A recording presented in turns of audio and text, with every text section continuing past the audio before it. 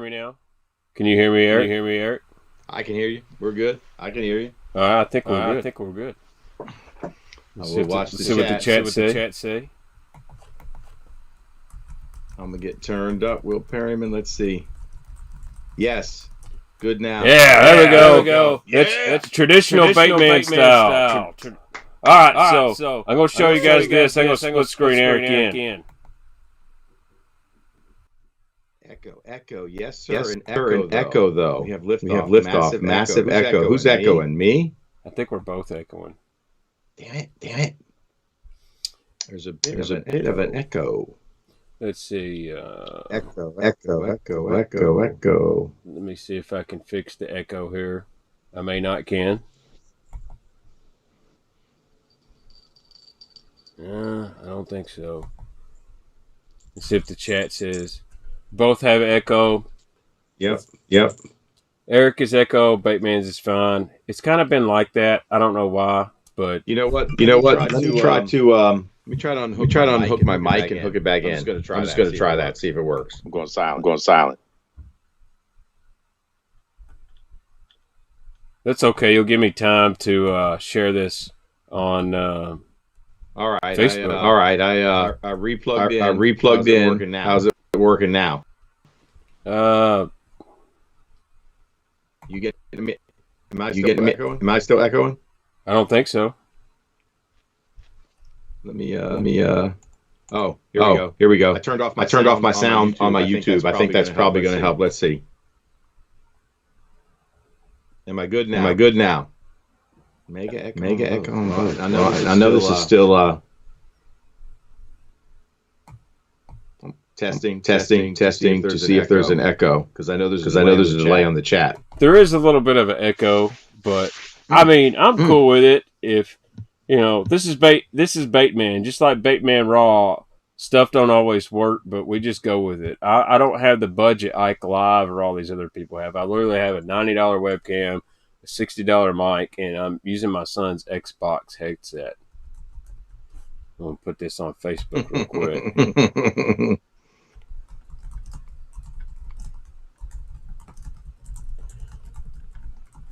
All right. I'm fixing to read the chat real quick. Make sure I post the link here. People are like, man, when are these guys going to talk about some damn baits? But if y'all see that new logo there, the old Bait Hub logo, the good thing is after the stream here with me and Eric, you'll be able to buy the Bait Hub t-shirts. The link to those t-shirts will be in the description of the video. It's got the original Jank shirts on there, but Bait Hub. Everyone's saying, hey, Baitman, you got to design a t-shirt. And long story short, I was on Facebook today, and I seen a post from a website called Horn Hub, and it was a deer hunt. It was a deer hunting website, and it was called Horn Hub. Deers have horns, and I just started laughing. Yeah. I said, dude, it was either Bass Hub or Bait Hub, and I was like, Bait Hub would be fine. And everybody's been wanting t-shirts. Listen, I'm gonna unplug my Yeti, and people still hear me. Can people still hear me? Can you still hear me without the Yeti? I can still hear you without the Yeti. Okay, everybody out there, can you still hear me without the Yeti? Let's see what happens. Keep going, man. All right, keep going, man.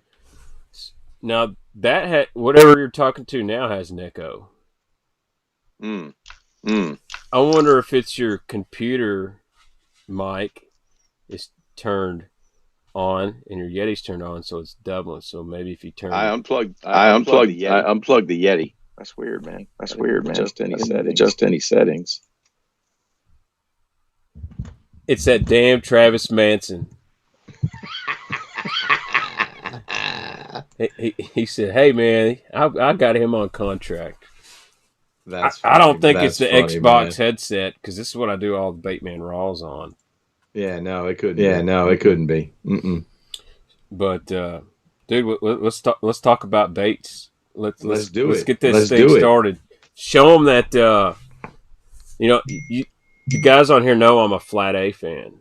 Show them what you found me. Yeah. Oh yeah, dude. So the Baitman said, man, he's been hunting for a special flat A. It's the purple coach dog. So I start digging. So I start digging in my flat A collection, and what pops up, man? But the purple coach dog. Not one, but three. I had three hanging. Man, I was still got the line on it. Man, I was throwing light there. Man, that's kind of freaking me out. That looks like about 10-pound test. Risking the biscuit. Yeah, that's one of the rarest flat A's out there. I found one on eBay. And I was sending you messages like, dude, these prices, it was like 55, 60 bucks.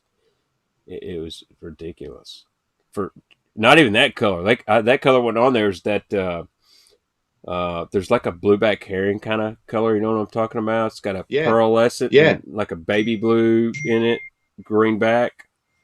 Yeah, and then that honey shad, that's a good one too. The copperback and white, that was going up there. But I got one then.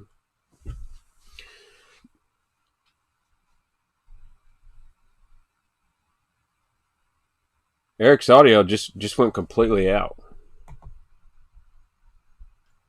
Can you still hear me now? Yeah, I hear you now. Yeah, I just trying to adjust the volume on stuff, you know. I'm playing with things. I'm trying. Yeah, I'm not sure why it's an echo. I'm trying to make sure it's not on my end either. Right. So I want you to tell. I know we went on Baitman Raw, but how in the world do you amass a collection like you've got behind you? I mean, what is all this stuff? I mean, I see owner hooks and flashy swimmers and and I just see piles of crankbaits and man. So I got it bad back in the 70s, man. Starting with Bagley's. So the Odyssey just kind of progressed from there, getting into a few bass clubs and meeting some different crankbait guys that were kind of deep into it. A guy named Bob Cherry. We fished team tournaments along the way. Joined the Skeeter Owners Club and started doing my own thing. And there were a couple of hardcore crankbait fools in that club. Bob Cherry being one of them. He was definitely into the bombers, and so then I just started searching for baits that I liked, and really for me it's the quest to find something different, something that's unique, something that's going to stand out. And then that took me into the JDM market. So finding Japanese crankbaits that were unique and different, that had a different action or vibration, that was going to get me a couple more bites, and starting to have success with that, man. So the quest continues, and then got into the wood baits pretty deep. I think I told you met Pete Gluzik at a bait show. Actually, it was a bass show in Richmond. He was with Steve Jaconis and National Bass Guide Services booth, and he showed me a Jerry Lore's little Speedy, and so he worked on a project to recreate that with Bob Allen up in PA, and it was over from there, man. Just got deep into the wood bait scene. So I've been doing that for probably 15 years, and here we are today, man.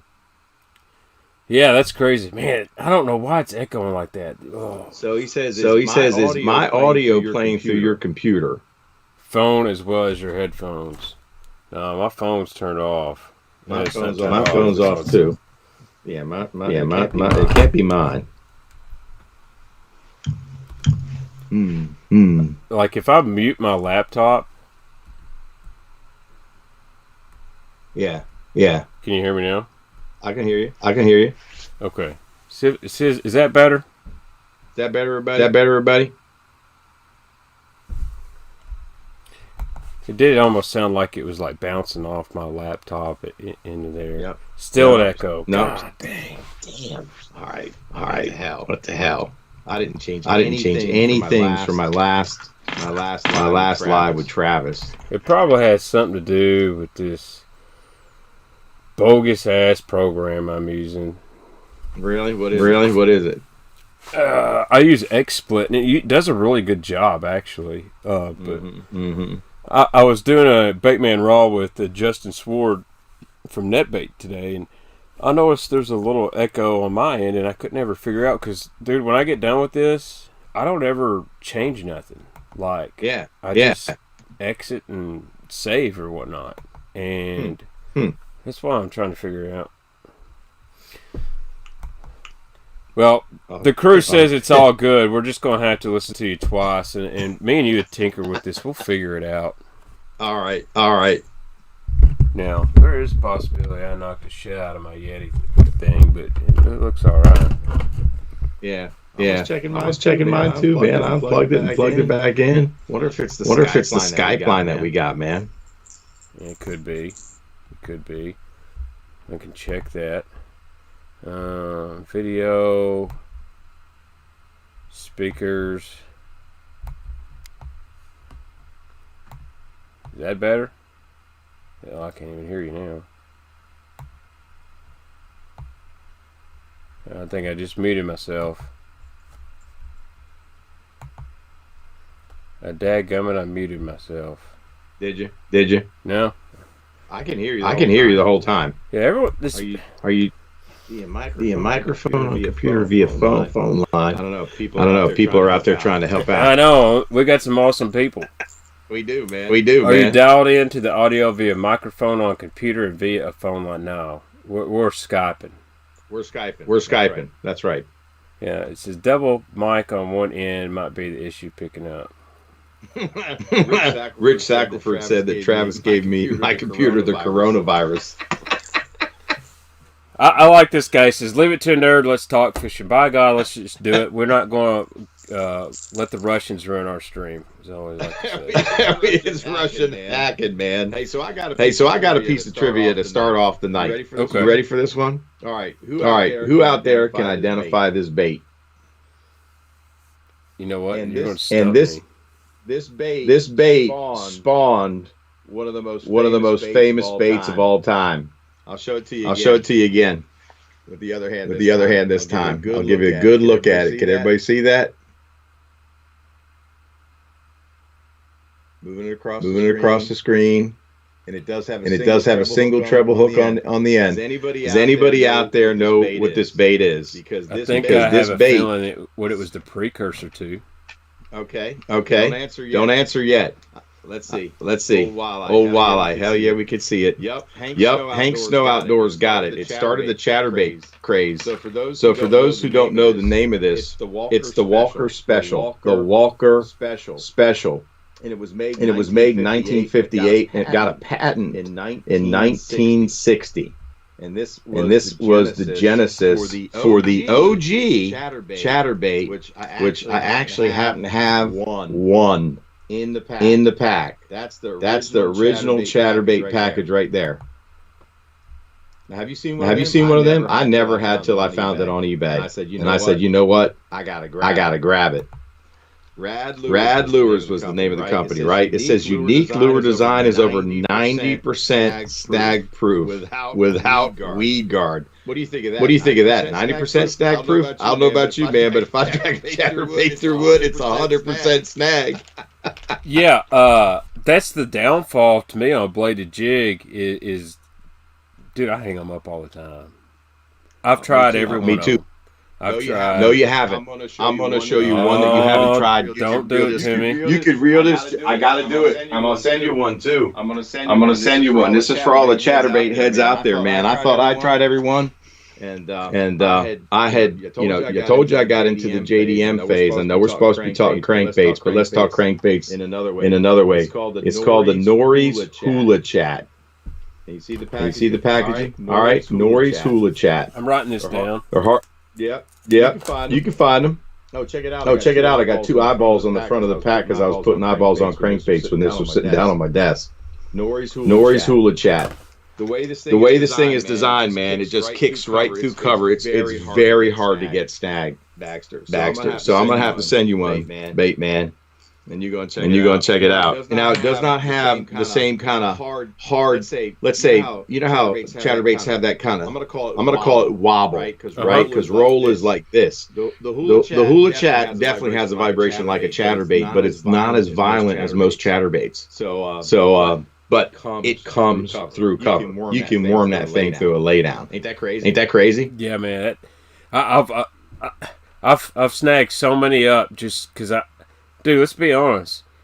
I don't give a shit if I lose a bait. I don't care if it's $150 or $2. And I'm the kind of guy that I don't run, back when I had my boat or even when I'm with my fishing partner, I'm not like, hey man, we better go get that bait. I'm like, hell, let's break it off, keep on going. That's right. Them chatterbaits, the regular chatterbait like this one, it kind of just it hits the wood and rolls and snags, man. So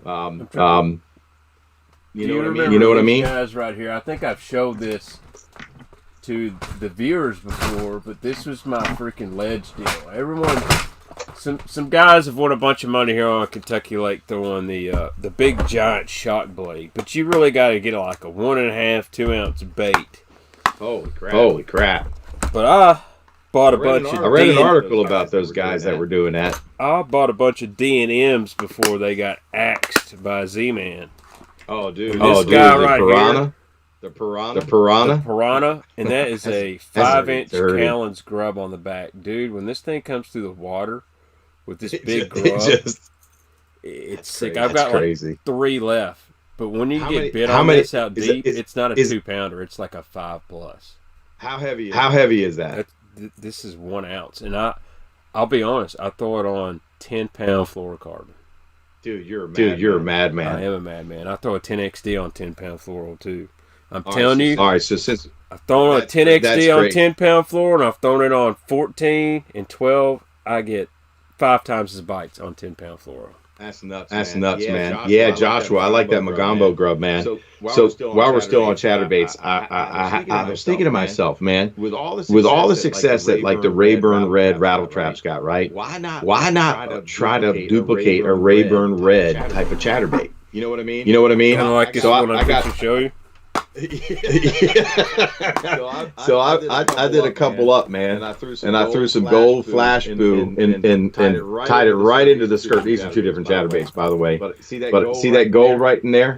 Baitman. Mine's not as good. I just took one of those red Strike King skirts and put it on an original Z-Man, and it works all right. There it is.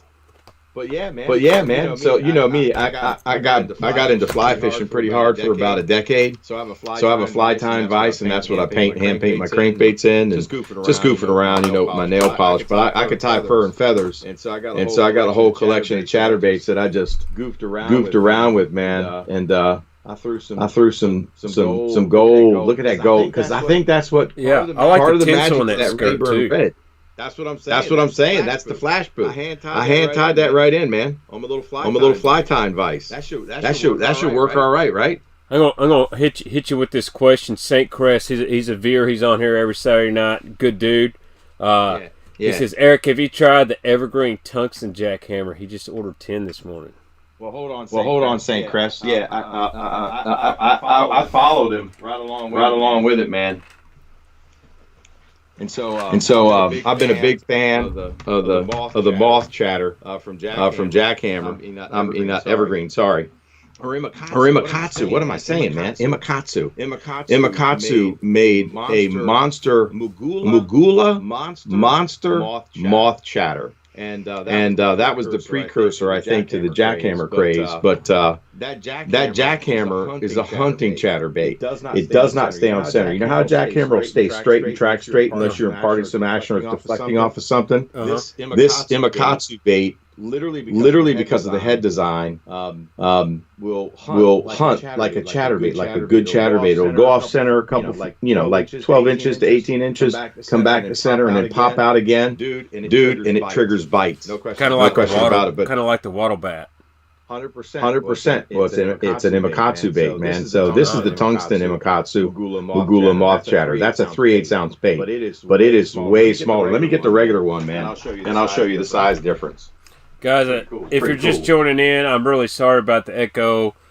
We're like old men, so we don't know how to fix it. So we're just going to keep on going. I'm sorry, K-Rock. I know. We'll get it fixed. I have a feeling this won't be the last time Eric's on a live stream. So this is the monster moth chatter by Imakatsu, and the head design is what makes that bait special. And Z-Man couldn't get them because they were overseas, so they never sued them. So this chatterbait hunts, and you can see the size difference right here between the two baits. They're both 3/8 ounce right there. This is a much smaller bait with a weed guard, and it's tungsten. Pretty crazy. Can't wait to throw it. What's your JDM hookup? The reason I ask is I actually sent the dude at Hookup Tackle, Ben, a message, and someone said, man, you need to get him on Baitman Raw and do a JDM show. He knows all about that. As far as U.S. stuff, he's probably the best guy to order JDM stuff. Him and Carolina Fishing Tackle. Yeah, I know of. Yeah. Without having to actually order it overseas, you still have to wait. Right. No, man, it's nice to have somebody domestic that can get you JDM. Somebody mentioned Ichiban, definitely one of the places that I go and shop a lot. Ichiban, what makes them unique is just like eBay, but they had a really wide variety of JDM tackle, and you could buy used baits. So if I was hankering for an evergreen combat crank, which is a shallow, they have a super shallow runner, and it's a little bit more of a tight wiggle with a one knocker. So earlier when the fish are getting shallow in the grass, and you might have a cold front, instead of throwing a -1, I'll throw that evergreen one knocker and score some nice bass on that. And I could find those for $8 a piece, not the $15.99 that you'd have to pay retail. No, not bad at all. And they had some cool colors too. So hey, somebody just said that it might be our connection. Would it be worth hanging up, dialing in again? I have to reconnect to YouTube and all that No, stuff. yeah, never mind. All right, I got you. I don't think it is, man. I'm a nerd, and so I play Xbox and I play racing games. So I pay like $100 to have like 50 meg download because I don't want to lag. Yeah, man. Me neither. I got the same More thing. than likely, what it is, it's probably something on my end through this program or whatnot, and it's some kind of setting connecting you. And I apologize, but I'll be honest. The more we talk and I'm listening, I start to phase the echo out. It's almost just like a slight delay. I got you. Plus, if we go to the if you come to the classic and we hook up, we're just going to do it, side by side. That'd be the ultimate thing. So. I know you know this bait, man. It's one of the old bombers with a metal lip. So I just took this thing and painted it, man. What do you think of that crazy nail brush paint scheme on there? Would it work? Absolutely, it would work. I think it's gonna, man. I want to go out there and throw it on the upper bay, because when them crawfish come out of the mud, them jokers can get black. Yeah. When they first start popping out and getting active, I'm gonna knock down some of that shine with like some steel wool or my wife's little nail polish brush thing. When she's done with them, I pick them up and knock down the shine and get me my faded out. I'll fade out my shad wraps. So let's talk. You want to talk about some like spring cranks, man? And what's in your box this spring, man? Let's show these guys some real wood baits. Let's do it. All right, I want to start with something because I was thinking about it. This guy says, this is funny. He says, the best thing about the echoes, we get to hear this shit twice so it sinks in. That's the comment of the night. I like that. That's right, man, Chris. So it sinks in. So I told you I got into Bagley's first, right? Yeah. And for me, like one of my favorite Bagley's that I still throw today, and I'll throw vintage and I'll throw new, both catch bass, right? But what's amazing to me is when Bagley made another run at recreating the company, So this is the original Killer B2, right? And I just got that off of eBay. It was reasonably priced. There's no cracks. I mean, that's just a natural crawfish color. This is the newer Bagley. But what I want to do, and maybe I can hold it up side by side. You would figure if they're making a run at bringing the company back, why wouldn't they make the bait the same size? Look at the original versus the new. The newer one, the body length is longer. If you hold it this way, it's a much wider bait, right? Dude, I fixed the fucking echo. What happened? Pardon my French. Woo! Damn, I knew it was something. Hell yeah! I'm sorry. I might get deleted from YouTube for dropping the F-bomb there. I'm already deleted, man. They're definitely putting some some squeezers on me, man. Let's freaking go now. Let's do it, Baitman. Here we go.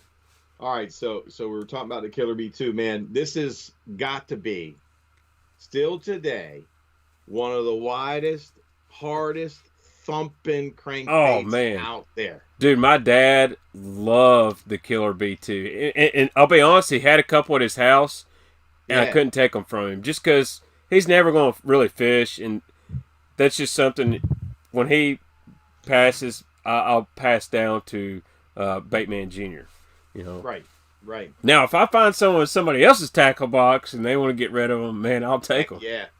Man, so I wondered what was different about the originals than the new ones, other than the body shape, right? You know, because bait companies will remake stuff or send stuff to China, and then they get all screwed up. So they made this bait bigger. Hey, by the way, this bait still catches fish. Oh. I bought these on, like, clearance, and then, you know, so there were, like, 3 generations. Original, and... You know, then I think it was like maybe in the 80s or 90s, they started using not brass hook hangers. You know, that's one way you can tell, like, an OG. It's got brass on the back, it's wired through construction, right? And here you could see it's silver on the back. It's a silver hook hanger, just like regular like steel. Anyway, I'm a freak when it comes like trying to figure out what's different. So I bought some glow in the dark nail polish, and just for grins I bought a black light, and I said I want to see if I paint a crankbait and I put the glow over top of my finish, what does it look like? So I picked up an old Bagley's in this color, and I compared it to a new Bagley's, and then my glow plug. Man, the old 1970s paint, whatever chemical they were using to make the bait fluoresce, is so much better than the paints today. What do you think is that so much of those old baits, whether it's the paint or the brass ties, why is all that so much better than the stuff today? You would think, well, we got better material, better paints. Well, I'll tell you this much: so paint for sure. If you believe in UV, some guys believe that, you know, Bass see UV, right? You got the whole line of UV baits out there. You know, Bill Lone's a big fan. So if they could see UV, they're seeing the older baits better. A. B, I think you talked about it, brass. Maybe there's something about it, but here's one thing is for sure. It is way harder now to find premium, clean balsa than it was back in the day. It is.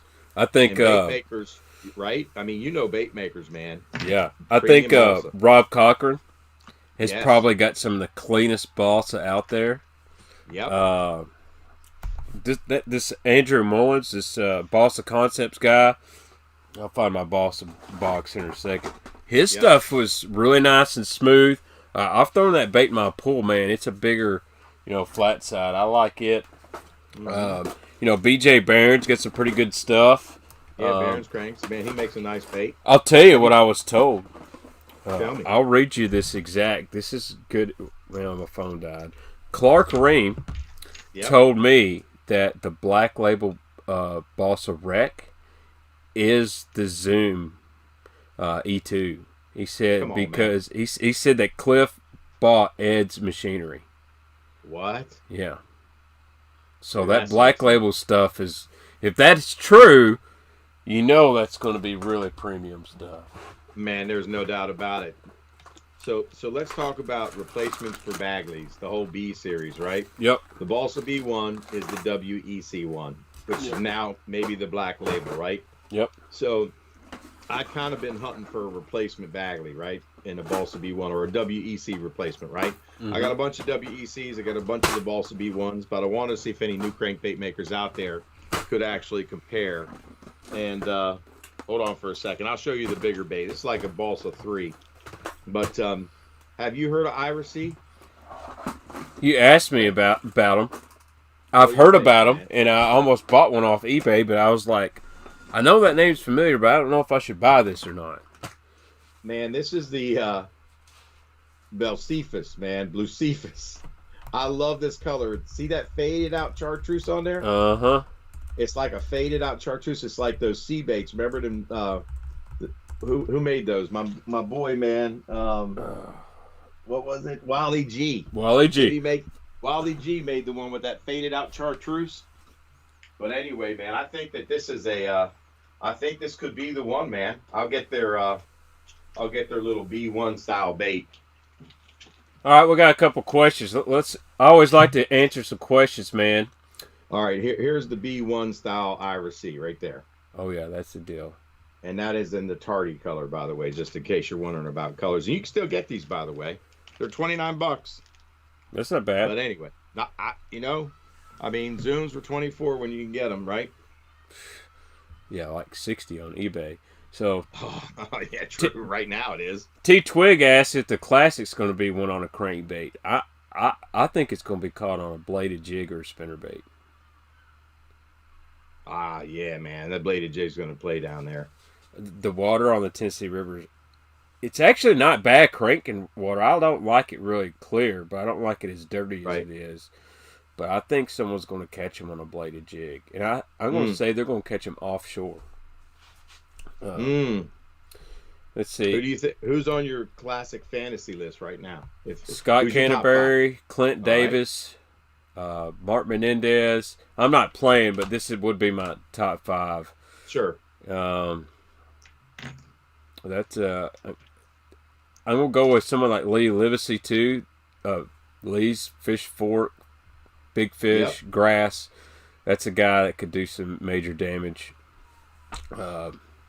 I don't really have a 5th guy. That's my 4. And I don't want to sound bad, but I just don't follow bass enough to know everybody now.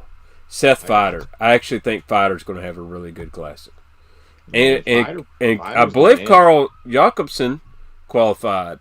And if you remember right, last time they were there, he hammered them on a jig. Didn't he? Yep. A lot of guys picking Zaldane. I don't know if this tournament is set up for Zaldane. I don't think it's going to be a Swimbait bite yet. I think that the water's just not right. What about Mueller, man? Somebody just mentioned Paul Mueller. He's a hammer, dude. And he should have won it the last time.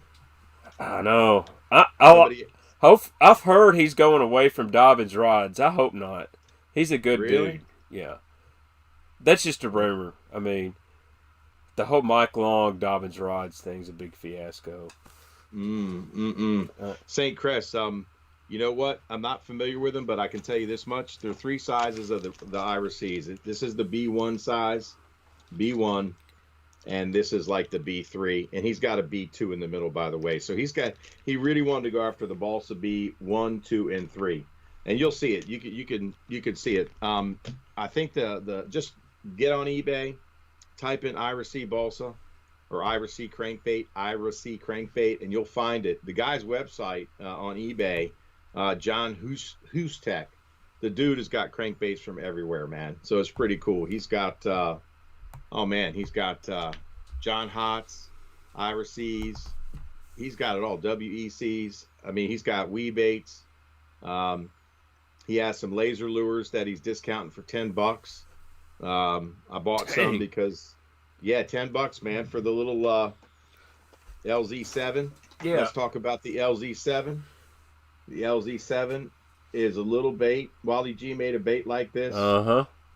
D-bait, Gary D's made a bait like this. This is a little crankbait. It is a fish catching frickin' machine. Lead in the lip to get it down deep, fast, and stay there. And this is a hard thumping bait. Don't be fooled. It's got a little bit of a round shape to it, but it's flat. But this little joker thumps. It thumps and catches them. You want to get a limit, it catches a lot of fish. It's not like your That's why those bait. Ohio River guys around here, they all throw stuff like that and handmade flat sides and small, because that's right. These places like the Ohio River and even parts of the Cumberland and whatnot, it's tough catching fish. One, the pressure, and they just those little hard thumping baits in the current, those fish really key on. They key on it, man. I mean, that's my river fish down here on the Potomac or Upper Bay, man. They want a little thump, man. That's why that Killer B2 is just stupid good. Literally, I mean, it pulls so freaking hard. There's no other crankbait like a Killer B2. Can you think of one? The only thing that hard. Probably not. The closest would be like what's that one? Rob Cochran makes. Is it the Mama J or what is it? Oh, yeah, you're right. It's the Mama J, man, right here. Let's show everybody the Mama J. Where's my Mama J at? Where's my Mama J? I just had my Mama J's out last week. Dang it. It's a bait you look at and you're like, what? I don't know about it. But, man, when you throw it. I got to go into my big Rob Cochran box to get that out. So you think I like jawjackers? Golly. Are you the dude that sends somebody with like $1,500 in cash down in Knoxville and says buy them all? The first time I met Craig Powers, he's at a fishing show up in it was Frederick. No, not Frederick. They stopped doing it. It was a Bass-O-Rama show up in Maryland. So I'm hanging around and I meet Craig Powers, right? All right, this is the Mama J. Let's get the Mama J out of the business. It. So this Mama J, I'm gonna hold it up for everybody. This is a Rob Cochran bait. Rob Cochran trained with Sonny McFarlane, legend has it, right? Mm-hmm. And so did Craig Powers, apparently. And Baxter can fill in all the holes on that because he goes deeper about his knowledge of them East Tennessee boys than I do. But there's the Mama J, Coffin Bill, and he's right, Baxter. This little Mama J is a hard thumping fool.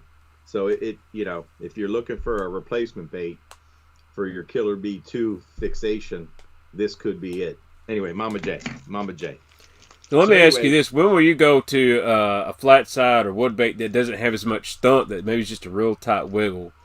Man, early spring when that water temperature is like below 50, I'm throwing a shad wrap.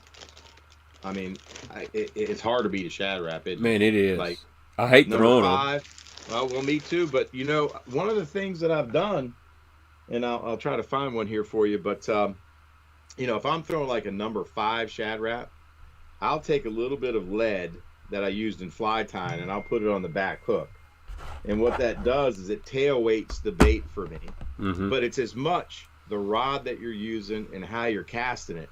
You can't whip it on a light bait because it'll get the bait tumbling on your forecast, right? When you're throwing it forward. So you really got to be smooth with your casting. Now, of course, even if I'm throwing it on my spinning rod, which is a G Loomis blank, when I could buy blanks from G Loomis, I had a buddy who made rods, and it's a medium light action, and it had a parabolic bend, 8-pound test, and if I tail weight that, man, I can sing those baits out there. Maybe not in a stiff wind, but I didn't have any problem getting a good cast out of those baits. So 49-degree water, man, I'm using my little shad wrap number 5, number 6, maybe number 7. I don't go bigger than that, but that 5 will just get bit, man. And I just love it how those, and I'll take that's the good ones where they're faded like that. Yeah, the faded. And if you have a new bait, you can fade them down if you just use, get yourself a little sanding block or get yourself a little.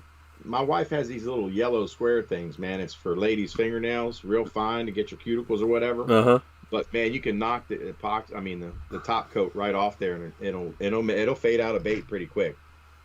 Yeah, man. So that's when I want like a lazy wiggle, when it's really cold. I mean, just super tight wiggle, not a ton of action. And in this one, I actually throat weighted, because I want that bait to either suspend or slowly sink. So that's like probably 4 or 5. That's usually what I do. I just throat weight them. I'm lazy, but yeah, suspend strips, and you got to put a little super glue on these things because those suckers never stay. No, they never stay. Shoot, when I was down at Hartwell practicing, this is the bait I actually threw, and you can see it did some work, man. It started chewing the paint off that front red hook, turning gold on me. But man, I was working that a little bit like a jerk bait. I wasn't going crazy with it and jerking it and snapping it hard, but that got those fish to trigger. Got a couple questions here. First, I'm going to answer this. I don't know if I told you this. So Devin Parsons says, anyone else heard bass tricks is going to give up making baits. And I will tell you, that is 100% true. There will not be any more bass trick swim baits made after Tackle Warehouse receives their last order. Now, I heard it's a gigantic order, but Bruce is done. He's going to pour tubes and drop shot worms. I think to be honest, I love the Bass Tricks. My favorite swim bait of all time, probably the most influential, other than a Huddleston. because it spawned a ton of swim baits, and it got the swim bait phenomenon over here. It's like the RC15 of the swim bait. It is. It is. Is that true or what? I would say that's a very good combination. But I'm looking for I think it's quality. He had a bunch of women working for him. A lot of people don't know this, but Bruce hired women to work for him. One, because they don't fish. Two, he ain't got to worry about him taking his baits. And I think the quality was it was hit or miss. Because, man, I'll be honest. I love Bruce. He's always been good to me. But I'll buy 5 or 6 packs at a time. And there'd be, you get 4 or 5, 6 inch, which is my favorite. Yep. And 1 or 2 would run right. And I would look, and some of them were like double and triple dipped. And man, I know 2 years ago I went through 15 packs, and I tested every single one in my pool on a 6/0 owner beast hook, and that's the best way you can tell if they run right. And I think about 15 ran right, and it was dang man, that's really. And then Zoom comes out with a Zoom swimmer, consistent. And it's very consistent, but my only dog on that is Zoom was always poured in the United States, Ed Chambers and all that, and then outsourced to China. But they did a good job, man. That Zoom swimmer would catch them. Dang. Somebody asked why I use a red hook on the front. I like it for 2 reasons, man. I think it gives them like a little something to key on. And when they start to chew the paint off, like that bait did some work down there at Hartwell for me. In the team championship, it turns gold. So I kind of like that little bit. You can see it. It's flashing a little gold and a little red. So who knew that a Gamakatsu red hook was a gold hook painted red? Dude, my dad loved, back in the day, loved putting them red treble hooks on a rattle trap. And I'll never forget this. One day I went fishing with him. He spanked me on a root beer rattle trap. And root beer rattle trap.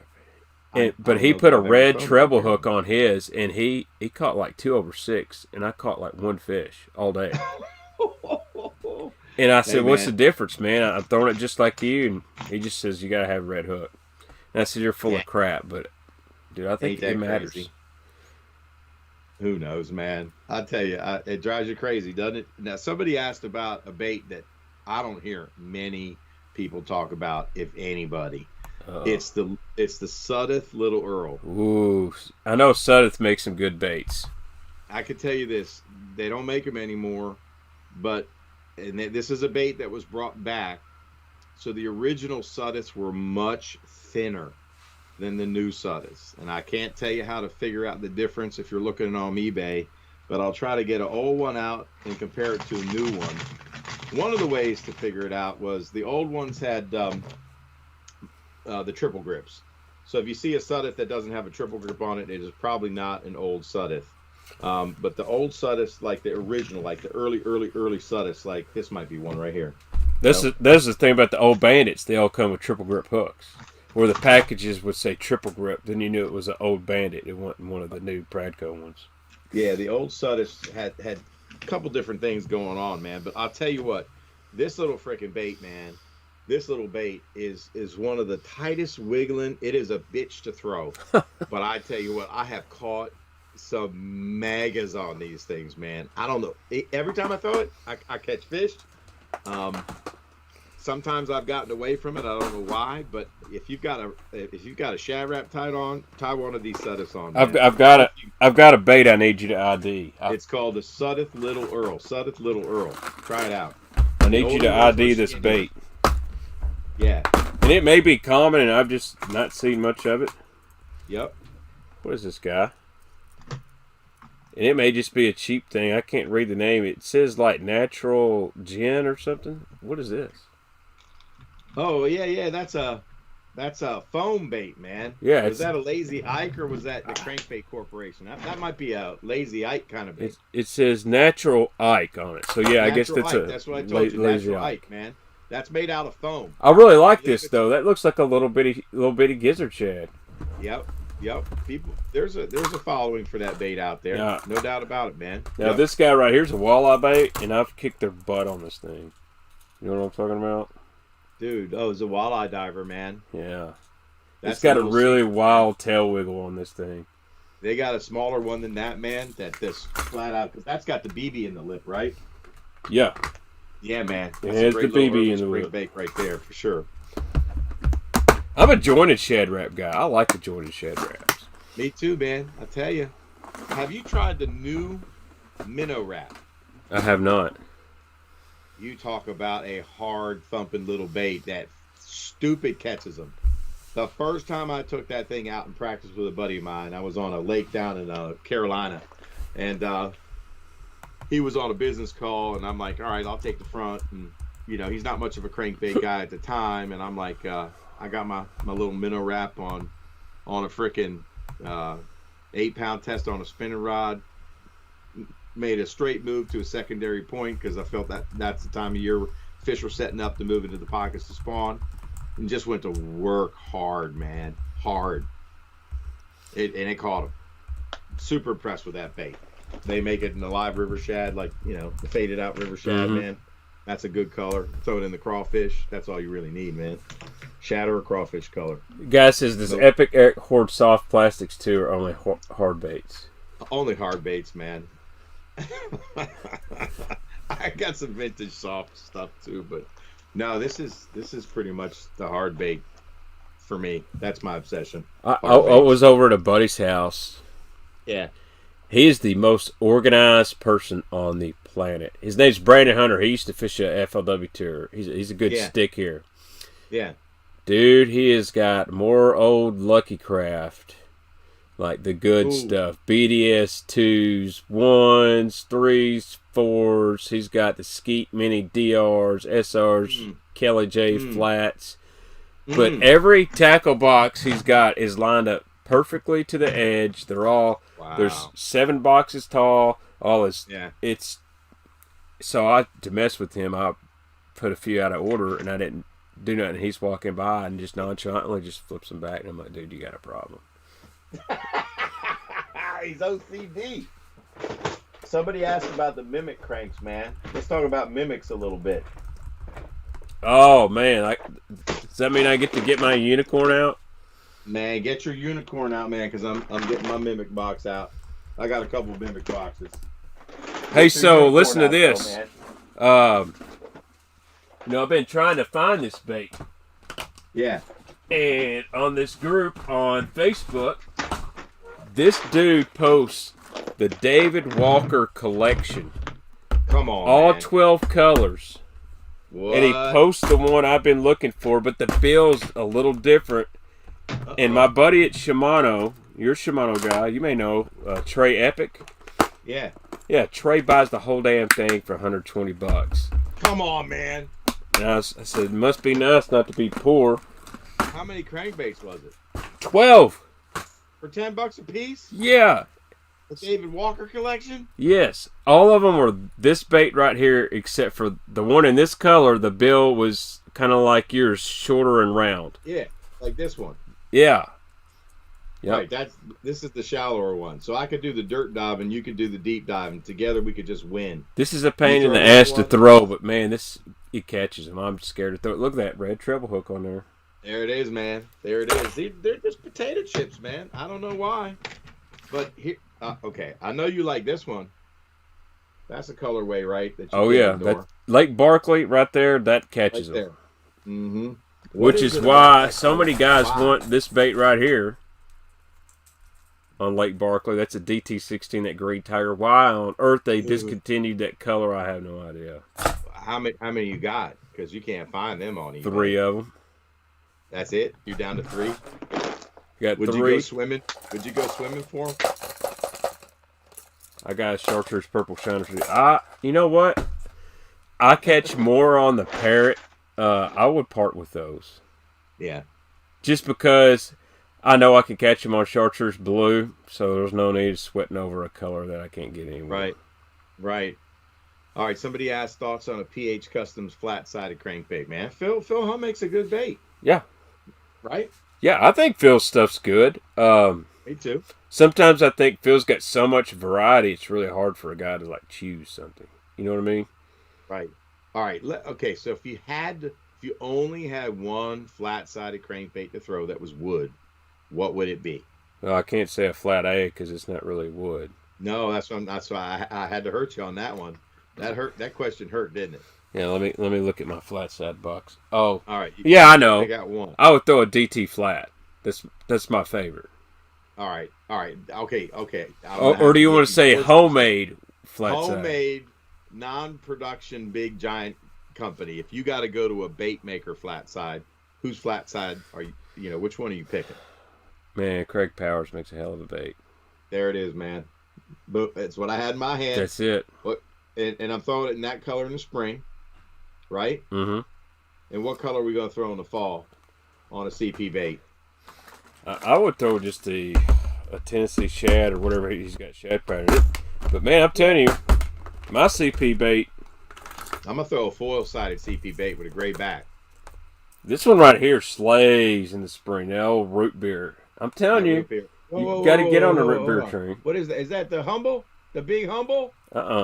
This is the CP one with the micarta bill he just sent me. And that looks a little bit bigger. Is that his E? What's on the bottom of that? Yes, that's it. There ain't jack on it. Josh probably knows. That's the little E. That's the little E. Yeah. Well, here's the deal. And then he sent me this one too, which they'll eat that guy. Man, that's his little. So CP just come out with a new flat side. It's like double the thickness of that one right there. That's the little E or something. Yeah. Now, do you have any of his big humbles? I don't have a big humble. I fished it. I was with a friend who had one, and he wouldn't come off of it.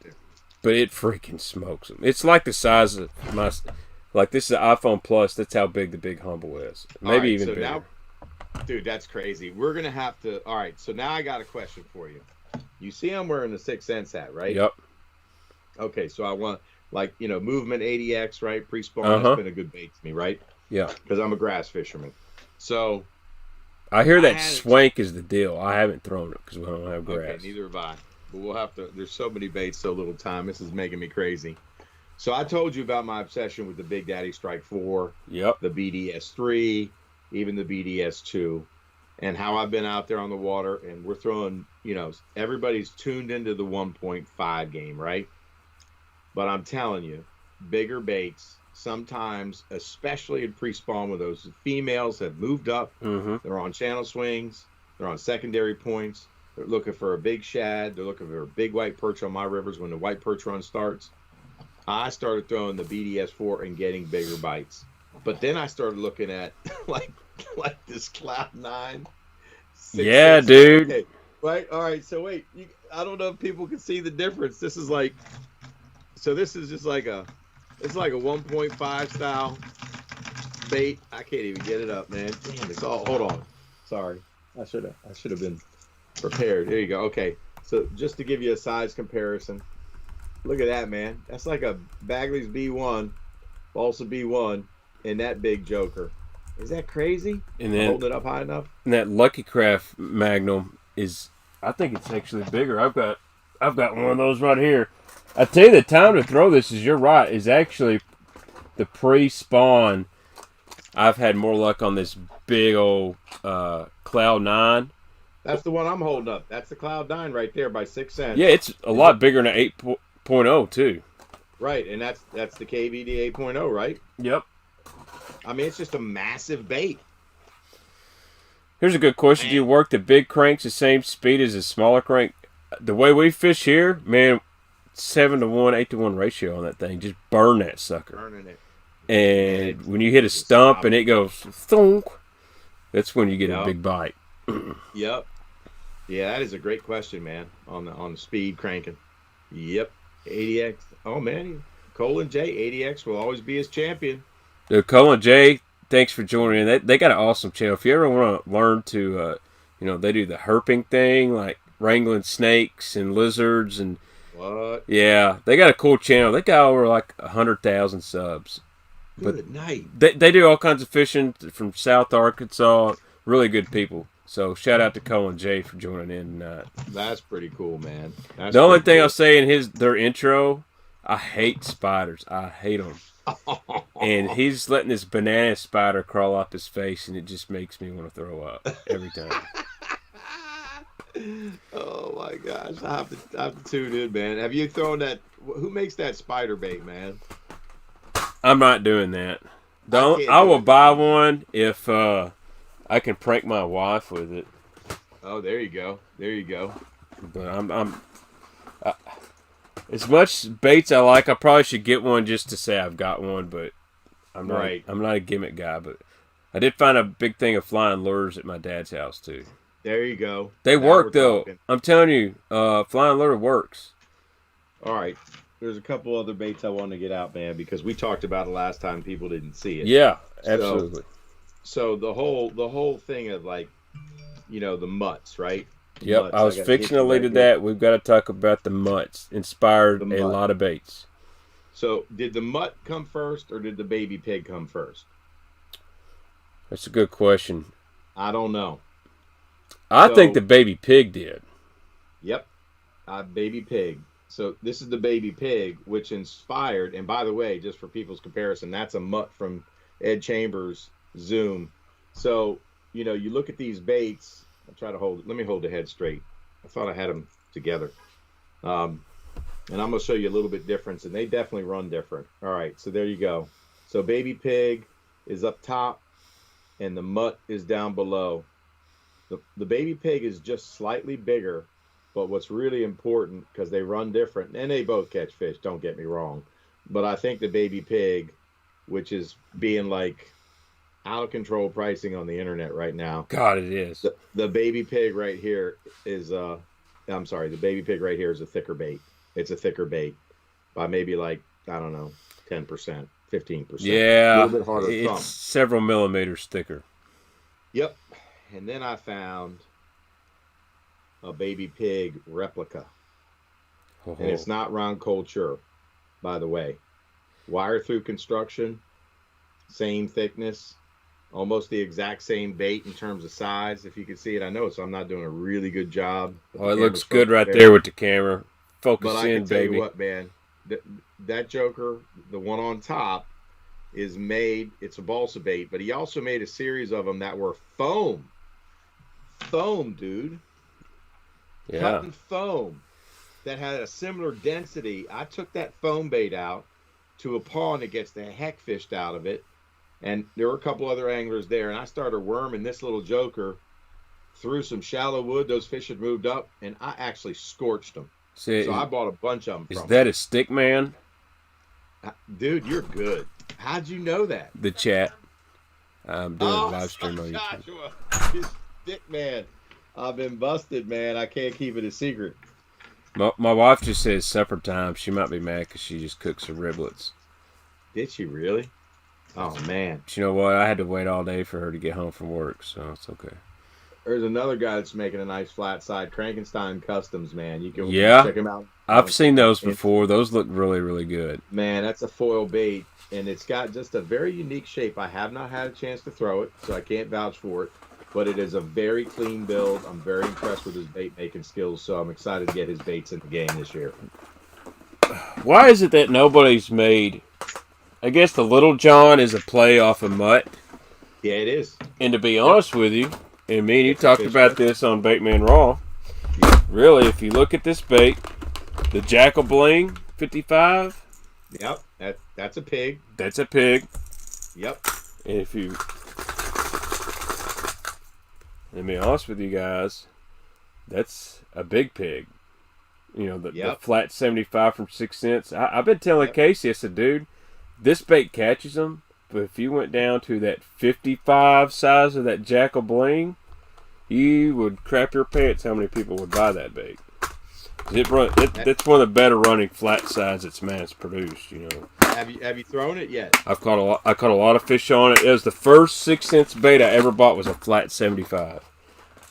Nice. And I caught a bunch of fish on it. There's a color called Brown Eye Special, and the ones they're making now, the color's different than the original one. But you know, I try not to buy a lot of baits I'm not going to use. And when I buy like 10, I've learned my lesson over the flat A's. I should have bought a bunch more than I did. That if I find something that works like that, I buy a bunch. Nice. But, you know, all those flat sides, the bling, the flat 75, the little johns, those were kind of mutt inspired or pig inspired baits. They got that same kind of look and feel. Oh yeah, absolutely, man. That John Cruz bait, man, it's got that soft tungsten in it, and it's not a high floating bait, but I think that might be some of the magic of it, man. Yeah. Yep. See, when it doesn't back out of cover really super quick. It's not a high float bait. So if you're worming and the fish are inactive with that soft tungsten deep sound, it's not a hard deep sound. It's not like a hard tungsten knocker. It's soft tungsten in there. Right. And that bait, you really have to pay attention when you're cranking it and worming it, because you will get hung up. So, I have nothing against guys wanting to buy blanks and repaint them and whatnot. That's cool. That is a shame that's happening. If you want to do it for yourself or whatnot, or sure, sell to some friends that want to save some money. But there's a huge difference in those Little John blanks, because you can get them, because they don't put the tungsten coated ball. They put just a tungsten ball, and it's got that real loud knock. And from what I've noticed, when you're throwing that bait, it makes it do total different things than the original. And they just, for me, they won't bite it. I've tried. Oh, no doubt about it, man. No doubt about it. Somebody said they can't believe we haven't talked about the wiggle warts. I guess we've now transitioned into some plastic talk, so we got to bring up the wart. And so, first things first, what made the original wiggle wart hunt like it did and outfish the older warts or even the newer warts? And now then we'll get into the rock crawler. Get touchy subject with me, because I think the rock crawler is better than both of them. Dang, man. But that rock crawler tracks straight, doesn't it? It does for the most part, but I'm telling you, it floats good, and when you bang it into stuff, it backs up really, really good. It may not have the hunt, but I think the original warts are good. Obviously, the new ones catch them, but the plastic is definitely different, and I think it's that sound on the bottom. If anything, the sound is what it does. Can you hear that? Yep. A little bit deeper rattle sound. Yeah, why did they ruin the bait? Why do companies continue to ruin baits by sending them places and changing the bill, like the man's -1, baby 1 minus, man? Sent it to China and wrecked the bait. It came back, wouldn't run straight. Couldn't get the thump that you used to get out of it, man. Just terrible. So, but anyway, I think there was something to the plastic back in the day. So the plastic they were using was called butyrane. And from everything I was told, they found out it causes cancer and had to quit using it. And it wasn't just like, the wiggle wart's the only thing made out of it. Anything that was made out of butyrane, they said, no more. No mas. So basically, if you've been fishing wiggle warts, you're a goner. Yeah. Poor those people in the Ozarks, they're screwed. I'm not a wiggle wart hater. Somebody said I'm a wiggle wart hater. I'm just being honest with you. If you gave me $100 and said you can go buy 2 V46 OG wiggle warts, or you can buy 10 rock crawlers, I'll buy 10 rock crawlers, because I know if I break them off, I can get another one. And that's fair. But I really believe that, look, I found a rock crawler too, and, the rock crawler get a little bit deeper in the deeper version, right? But there's something about that wart, that hunting action of that wart. And by the way, I think part of the reason it hunted, that better plastic probably was heavier, right? It's not as... So you got a heavier plastic, denser, let's call it, and then you've got that bill that wasn't made perfect, right? Yeah. There was a little seam that was off, and so that bait, just not tracking straight. It's just kind of hunting. It's just rooting around like a little crawfish does, man. Right? Yeah, and that's one way you can tell a new one from an old one. The easiest way is the old ones say, wiggle wart on the bottom of the bill, but there's even some really older ones that the seams are way off, and you can tell. Like the new ones, they're almost all perfect, but the old ones are. But I'll tell you, say I'm a hater, but if they just don't eat it really good where I'm at. But if you said, Baitman, you're going to go fish for $100,000, you're going to Lake of the Ozarks or Table Rock, and it's late March, I will go pay $100 for some old wiggle warts, because I know what'll happen. You'll get your ass kicked if you're not throwing them. That's right. I'm stupid, but I ain't dumb, is what I always say. That's right. Somebody was talking about the flat CBR SR is the best hunting crankbait I've ever seen. Truth, man. People pay $25-$30 for that flat CBRSR. That's bogus. I sold one on Facebook and I got $12 for it.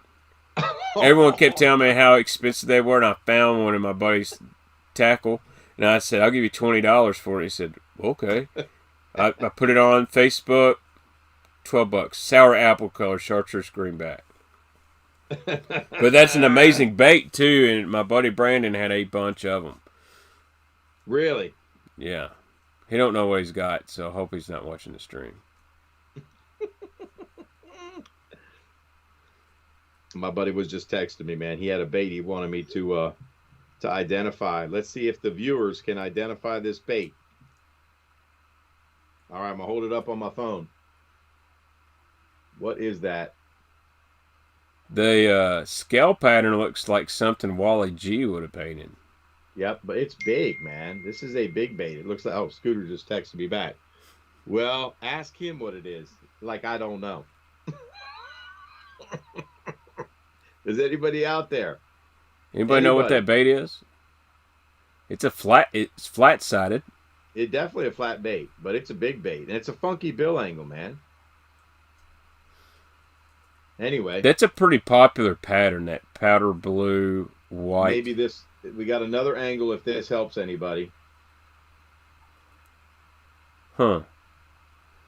This one guy says a flat 10. Never heard of it. Mm-hmm. I mean, this one got me, man. It could be just some unknown maker, man. There's a lot of unknown makers out there. You know, you see some occasionally, right? Is it a WEC? No way. I mean, you know what? I'll be honest. I've got a Tennessee Tuffy. It's got that same kind of design, but it's got a coffin bill. Okay. I mean, Walleye G makes a bait that kind of looked like that. I mean, that's a Walleye G bait. Yeah. The bill's different. Yeah. Walleye didn't use a lot of computer board stuff. No, and Wally's eyes were just like that. He didn't do a lot of the eyes on top. Yeah, you know what? That's a good point, man. That's kind of Walleye G's version of the laser lure right there. Yep. It's all root and run. Exactly.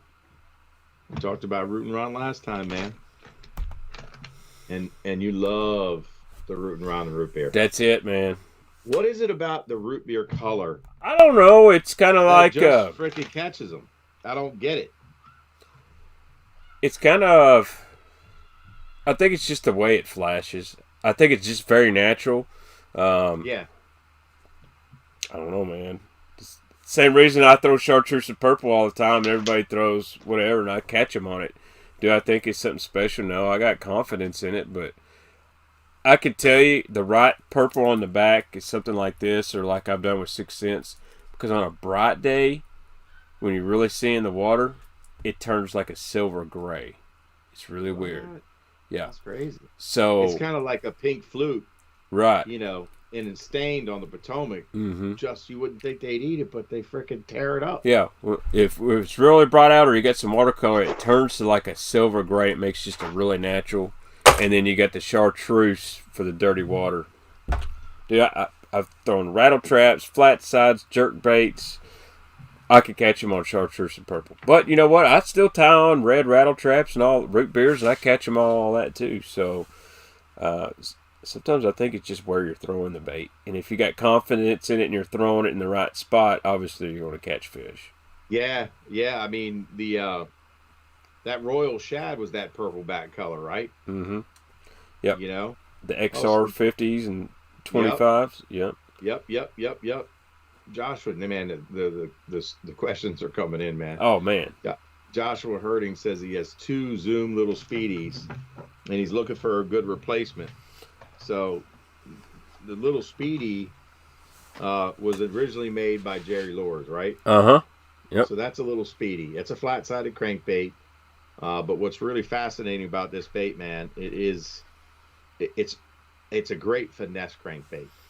You can roll this thing and worm it through cover. I did an on-the-water bass class with the Dean, Pete Gluzik, because we talked about this bait at the Bass-O-Rama show. So I hired him. I said, Pete, you're a crankbait freak like me. Let's go out We talked about the Bagley Killer B2. We fished the Killer B2. We caught some fish on the Killer B2. I caught a good 5-pounder off of an old barge in 3 to 5 foot of water on a CP2. I sent Craig Powers that picture, and then we went into a bay that had some post-spawn fish in it, and we started worming that little speedy through the wood and with 10-pound test. And I'm telling you, you can worm that bait, and if you hit cover, you stop it and pop it, it'll do a 360. That bait will turn around and look the bass in the eyeball, and then you go to pull it again, and he eats it. But Ed Chambers, what Josh was talking about, Ed Chambers made a copy of the Zoom Little Speedy. But so did another guy named Pete Gluzik. So you got, I'll try to hold up all three. I don't think I can do it successfully, but I'm going to show you 3. So you got, in this hand, that's Ed Chambers on the bottom. It's a foil bait. That is Bob Allen sitting over top of it. He's from PA. I've met Bob, and I made the lips for those bait for the Silent Killer. This is the Silent Killer by Pete Gluzik. I don't know if he's still selling them. They might have sold out. Someone asked earlier in the chat what was the name of the one that Pete Gluzik's always selling. Silent Killer, right there. Silent Killer on top. Now, they used to carry it at like Susquehanna Fishing Tackle. I don't know if you could still get it, but Bob makes a good bait, and he makes it right. He did have a little issue with the Lexan bills breaking, but, you know, that's probably people smacking their baits on the water. It shouldn't happen. That's usually about 90% of balsa breakage is bait smacking. Yeah. And let's be honest, if you throw them in the right places like I do, and you're banging riprap and stumps and all that, that's the downside of balsa. You're going to go through them. Yep. You're going to beat it up, crack a bill, crack a bait in half. Sometimes you get a bad, I mean, I had a Craig Powers bait and citrus shad, and I was destroying them, man, in the fall, man, when they got keyed up on them shad. And I caught a fish, and the bait cracked on the nose. Might have been when I landed them, I don't know, man, but I super glued it back together, but it just never worked the same. I was destroyed. It was one of the baits I wanted to retire and only like keep for tournament time, because you know every wood bait is different, right? Yes. That's the crazy part about balsa. You can buy, you know, plastic baits. Even plastic baits, you might have one that works right. You know what I mean? But wood, it's like I could buy 5 just like this, and I'll have every one will be different. You may get 1 or 2 that's really close, but for the most part, one's going to hunt a little bit more, one might dive a little bit deeper, one might float a little bit. It's just the inconsistency, but that's what makes them so good. That's right, man. That's exactly right. Yep. I wish I had started collecting a lot of the wood bait stuff a lot longer. I'm really kind of getting into it now, and but here, dude, I don't own it if I ain't gonna fish with it. Right. Scared money don't make no money. Dude, I agree. I just don't have enough time to fish all the stupid baits I collect. Damn it! I will put them all in my box. I don't think there's one I won't throw. I ain't scared. You know what's going to be sick is if you ever get into the big Swimbait game. I think I've already been there. Have you got? I got to bust this. This is the biggest wood bait I own. Show me, man. You need to have one. The 8-inch Lunker Punker. Hold, please. Oh shit! Hold, please. Hold, please. I had a feeling you might have 1 or 2. I don't know where I'm going to throw them. You're going to have to. We're going to have to go on a trip one day. Dude, I'm coming. I'm coming, man. I'm coming. One got a lot of paint on it. So when Kentucky Lake gets right again, where it gets in the fall, where we can throw those bad jokers on the flats without all the Asian honestly, carp. Look, man, I'm going to tell a story, and this might be just complete bullshit. Because, you know, you hear a lot of bass stories, right, when you talk to people, right? So, all right, we already talked about massive crankbaits, right? Mm-hmm. And if I throw a BDS-4 and I keep it in my hands, I'm not going to catch as many fish as I'd catch on a 1.5, but I promise you in pre-spawn I'm going to get a bigger bite. So, post-spawn, on my rivers, they move back right where they were pre-spawn, and then they get into their summertime haunts, right? And they're eating machines post-spawn. So, bigger frogs get bigger bites. You can throw the little Spro Frog, or you can throw the King Daddy, and you're only going to get 3 or 4 or 5 bites on the King Daddy, but I promise you, when you throw a bigger frog, you're going to put a bigger fish in the boat. So why wouldn't this hold true for Potomac River or Upper Bay bass? It will. If you can stand it, if you could stand throwing a big ass bait like this, because man, your arm starts to hurt. I ain't lying. Oh, you chuck a big swim bait, like I told you. Did we talk about this last time? I don't know if we did or not. We've talked about using big baits, but big baits. So I'm just going to I'm going to just spitball in the big bait game here for a second. Let's go. So I had bought, and I find stuff all over the place. I'm a student of the game. I'm all ate up with trying to find something different, right? Yep. So I'm researching Japanese crankbaits, and that's how I found that Imakatsu waddle bat. And I told you the story about that. Just wrecked him the first time I tried it, and then multiple times after that, and I still throw it today. It's a hunting fool. It's something different. Right? Bingo. That's the one. So I had found, and I don't even remember where I read about it, but it was a DVD, called Southern Trout Eaters. Oh yeah, one of the greatest swim bait videos of all time. Ever. Nothing. Matt Peters, the way he narrated it, and the number of people that he had. So I was watching this, and my jaw was on the ground. And so I get to thinking, I live in Maryland. There's a lake in western Maryland, and it has trout that are stocked in it. And it's got, there's been a 10-pounder that's come out of that lake. And I'm figuring if a 10-pound bass come out of the lake, the Maryland state record lives in that lake. Mm-hmm. These guys are throwing trout baits for giant bass, double digits. So I get to thinking, I'm going to go up there and try to break the record one day. I still ain't been up to throw the big baits, by the way, which is a pretty sad state of affairs. Anyway, there's a kid that lived up the street from me, got recruited to Western Carolina to play baseball, got hurt in his freshman and sophomore year. They yanked his scholarship. The kid loves to bass fish, by the way. He's a little bass hound that hung around my bass lab. I'd give him lures. He was a casting kids champion. His name's Austin Neary. He runs Dreams Catchers Fishing right now down in Carolina. And I said, Austin, man, you love bass fishing more than you love baseball anyway. Become a pro. Try to do it. So he starts the bass club there, becomes president. His partner happened to be into swim bait. So when Austin came home, I said, I'm going to show you, because the kid's depressed. Mm-hmm. He ain't making it to the big leagues anymore. And he was on his way. Trust me. I gave him the DVD. He goes, dude, you just changed my life. I'm like, what are you talking about? He goes, I live 30 minutes at school from those lakes. Burton, Chateau, Glenville. Mm-hmm. He got into the big bait game. So I bought some swim baits. Recently, about 2 years ago, we fished a big bass tour event on Smith Mountain Lake, and all he brought was big baits.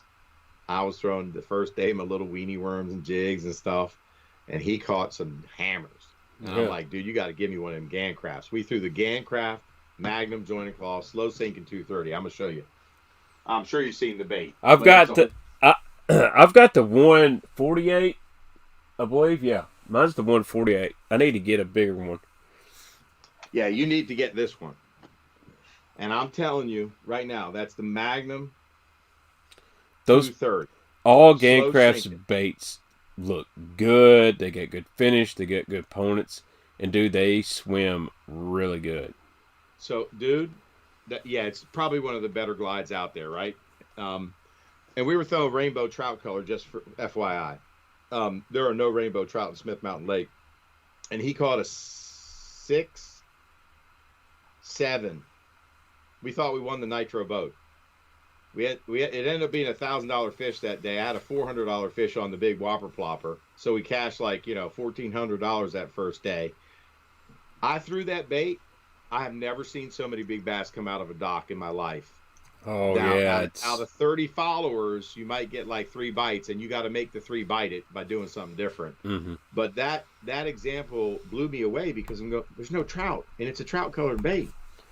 And they're so curious, and it's so ridiculous when you throw it next to a dock. You think it would scare you fish? No, they're coming out and looking. So it's a great search bait, is what I'm trying to say. And yeah, you will get some big bites for double digits. But think about this though: we ain't got no problem. Nothing. Where I live, people have no problem throwing a 12-inch worm. But they go, that swim bait, it's 7-inch swim. It's just a little big. I'm like, You're throwing worms this big, a swim bait this big. Ain't no big deal. No, but it's not maybe a tournament bait. But how about that Carl Jacobson, almost like winning on day 2 or whatever. He came up on that point and caught 2 6-pounders or something with that storm bait that Rashi Glide. Yeah, Rashi I got one behind me laying up here. But you got to commit to it, man. You got to commit to it. That's just all there is to it. It's not a tournament bait, in my opinion. So, okay, here's a good one. Rich and Sheila Richmeister. Have you seen the Rapala OG bait that Ott Defoe was using? So that was the bait that Ott's using is a Rapala DT Flat 3, where he is modified with a round circuit board lip. And rumor has it, this bait is now being mass-produced by Rapala, and it will be introduced at the classic known as Slim, but the OG is the DT Flat 3, which is one of my favorite flat sides of all time. So Rapala's seen him do that, and they he supposedly made a couple for Ike for the classic. And, really? Yeah.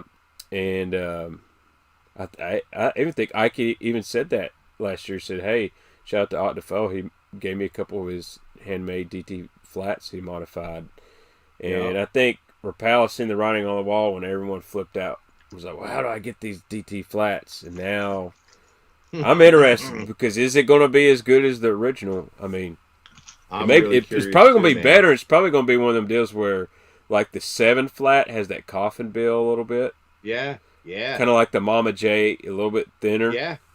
Yep. It thumps pretty decent. But now that they put that micarta bill in the 3 rounded up, will it be a shallow killer? Obviously, I'm not as good as Ott Defoe, and he slays them on it, so the bait's probably pretty decent. Hey, so speaking about off-brand kind of Rapala stuff that didn't get popular, why didn't that flat get popular?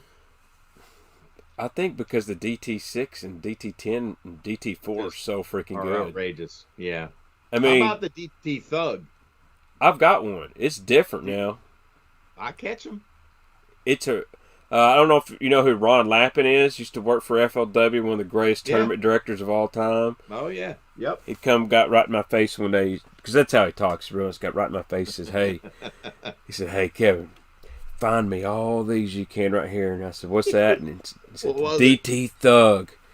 And why do you like it? He said it was easier to cast than the Shad Rap, but it had just a little bit more thump to it. It wasn't as tight. It does. And he said it does. He said it was a better crankbait where you're throwing at the bank than parallel to it. Whatever that means. But I don't even know what that means, man. I guess a lot of guys fish Shad Rat where I'm at. They 45 degree the bank, or they parallel. That makes sense. Yep. And he says it's a lot better when you're just casting straight at the bank and reeling to you. I said, okay. I found them, and he bought every one I had. And I was like, I better get one. Can you burn it? Can you burn it like a DT6, man? I think you fish it just a little bit faster. I think it fishes more like a DT6 than it does a Shad Rap. What about the Risto Rap, bro? Oh yeah, I don't have many of those. Why didn't that catch on? Why did they discontinue that? I don't. Here's what I got right here. Here you go. Here's what you're talking about. The Thug. Yeah, I got some Thugs. I throw them. My color. That's the only one I got. I got 2 of them. Oh, dude, you got the purple. Dog me, man. Dude, if it's purple, I buy it. What's this here? This is the. Is this a Fat Wrap? That's a rattling Fat Wrap, bro. That's one of my favorites. Yeah, I found that There it is. Yeah, I found this at the dad's house. That's a killer bait. They've got a shad color one. Yep. You got them in shad. They got them in some chromie baits. But they made that Fire Tiger with a chartreuse lip. Ain't that crazy? Mm-hmm. I like the shad wraps you found with the red lips. Have you seen those? I have. I only have a couple. They're hard to find. They didn't make them. They even made some blue lips on that pearl blue shiner. They had some that had blue lips. Yep. I haven't even seen that ever. That's crazy. So Sean Z says, The Megabass Sonic side is a great flat side. I think it's a really good one. It's different. Yeah, Sean C. Jackal Bling for sure, man. Oh man, let's see. I see something else here. I try to answer my viewers most of the time. I know we're just burning. We're burning like a 1.5 through the mud right now, man. We didn't stop the dude. I'm sorry, buddy. If y'all didn't listen to the podcast of me and Epic Eric, we have come to the conclusion that the RC 1.5, which should have been known as the Mike Otten 1.5, was probably the greatest square bill contributor of the last 2 decades. In fact, it made square bill fishing cool. Where Strike King, 6 Cents, Berkeley, piece of junk, Pitbull, and all these other hardbait companies had to make a square bill. Everybody had to have a square bill. Yep. I mean, what's the name of that company in Texas? They make really good soft plastics. Shit. Who? They make a big giant 10-inch worm. It's really good. But they've got a Excite Baits, the Excite Square Bill. Why would a company that pours soft plastic start making square bills? Because they did a one-knocker one. I mean, everybody had to have one. Those Lucky Crafts, and I will tell you, you agree with me, the old RC 1.5 is a little bit different than the one you can go grab for $6.99 on Tackle Warehouse right now. There's no question, man. Did they use that butyrene plastic? Because all I can tell you is the old RC 1.5 is heavier than the new. They just feel the new ones feel lighter, and so they don't thump. And by the way, the old 1.5s from Strike King were better. It seems like the old Red Eye Shads, the originals, were better. What the heck did they do? Did they change the factory? Did they send it someplace else in China? You know, that uses a different plastic. You know, Strike King's all Costa Rica. The old Red Eye Shads that are really good, yes, the chrome ones, they flake off really bad. Whereas the new ones don't flake. I'll show you exactly what I'm talking about. I'll bust out my lipless box. God, this thing weighs a lot. Oh my God, look at that lipless box. I need to make another one. You need to break that down into a couple little ones. I know, but let me see if I can find one of my good Red Eye Shads. Yeah, Oxter Bass, and yes, Rick Clun, he made a bait from Pose. It had a coffin bill lip on it, man. The RC, what the heck was that? 1.5, I think. Yeah. It was made out of cedar. RC3 and RC1. Yeah. But like, this is an old Red Eye Shad, and it's not beat up big time, but you can see like around the nose, maybe it's already chipped. Yeah. The new ones won't chip like that. And but do you think that there was a different plastic that made them good? I think it was different paint and probably different plastic. But like that red, see, they just chipped real easy. Yeah. And people would always come in, you know, I'm selling things. Oh, those Red Eye Shad, they're pieces of shit. And the chrome don't stay on and all that. And I'm like, dude, I'll show you some that they still eat and there ain't no chrome left on them. It's something about the sound. It's a bone plastic, man. I think it's the bone. Yes. It's like the old bomber, right? It's the old bomber long A that, you know, guys would melt and bend the lip down to make it a wake bait. Yep, don't make fun of me. I'm going up high real quick. Nice. If you scrape the paint off those old bombers, man, it was a milky bone plastic, man. And it was a little more dense and probably had a little bit more, I don't know, density to it or something. I found it. I think I found my OG rattle trap. You are right. It is a Pose crankbait. Here it is. Here's exactly what we're talking about. We can see it on camera now. Hope I didn't show off my drawers to anybody. If I did. Yeah. Here's exactly. These are old Red Eye Shads. So anybody says I don't throw Red Eye Shads, these guys have been to war and they have caught a ton of fish. But there's that bone, milky colored plastic you're talking about. Yep. That's the first, man. That's the first run of chrome Red Eye Shads. And after you caught 5 or 6 or 10 fish, they looked exactly like this. And it's crazy. You get a little bit of flash and a lot of bone, man. It's kind of like a shad that's been beat up. I need to take. You know what I ought to do? I ought to take the paint off one of my new ones and see if it looks. See if it's the same color. Just scrape it. You know, I worked for Pradco doing classic patterns and all that, so they used to send us all kinds of baits for photos and stuff. And I had so many Excalibur baits. So when I quit working for them, I sold a bunch of them. Man, what? The Excalibur. Did you ever use their counter-rotating blade spinner bait? No. Dude, that joker's a good one, man. I don't know what it is about that with a blue glimmer skirt. Forget it. Blue glimmer's the deal here. Kentucky Lake blue glimmer, that War Eagle purple shad, and anything like that, man, they crush it. Purple I love the Jane. Yeah, I love the Excalibur rotating treble hooks. Yeah, do they still sell them? No, but if you can find any, let me know. I will. They are mean on a jerkbait. They are mean on a jerkbait. They're mean on everything, man. It's nuts, man. David said, like he asked Black Label by Cliff Pace. What's your thoughts? Man, mine? Yeah. I've got a few, but you know, when you got Zoom in your bag and all the other bait makers, I didn't feel the need to move. You know, the original Bagley V1s. I just had a bunch of flat sides from CP and Richard Manley. We-bait, D-bait. I didn't need another coming in here. Side. I started to get confused. Honestly. Hey, we got a special guest, Eric. Who's coming in? Come on, Baitman Jr. Check out this hat he's wearing too. Let me see that thing, dude. You on him? Oh, he's on him. What's his name? This is Junior. This is Brooks. Baitman Jr. What's up, Brooks?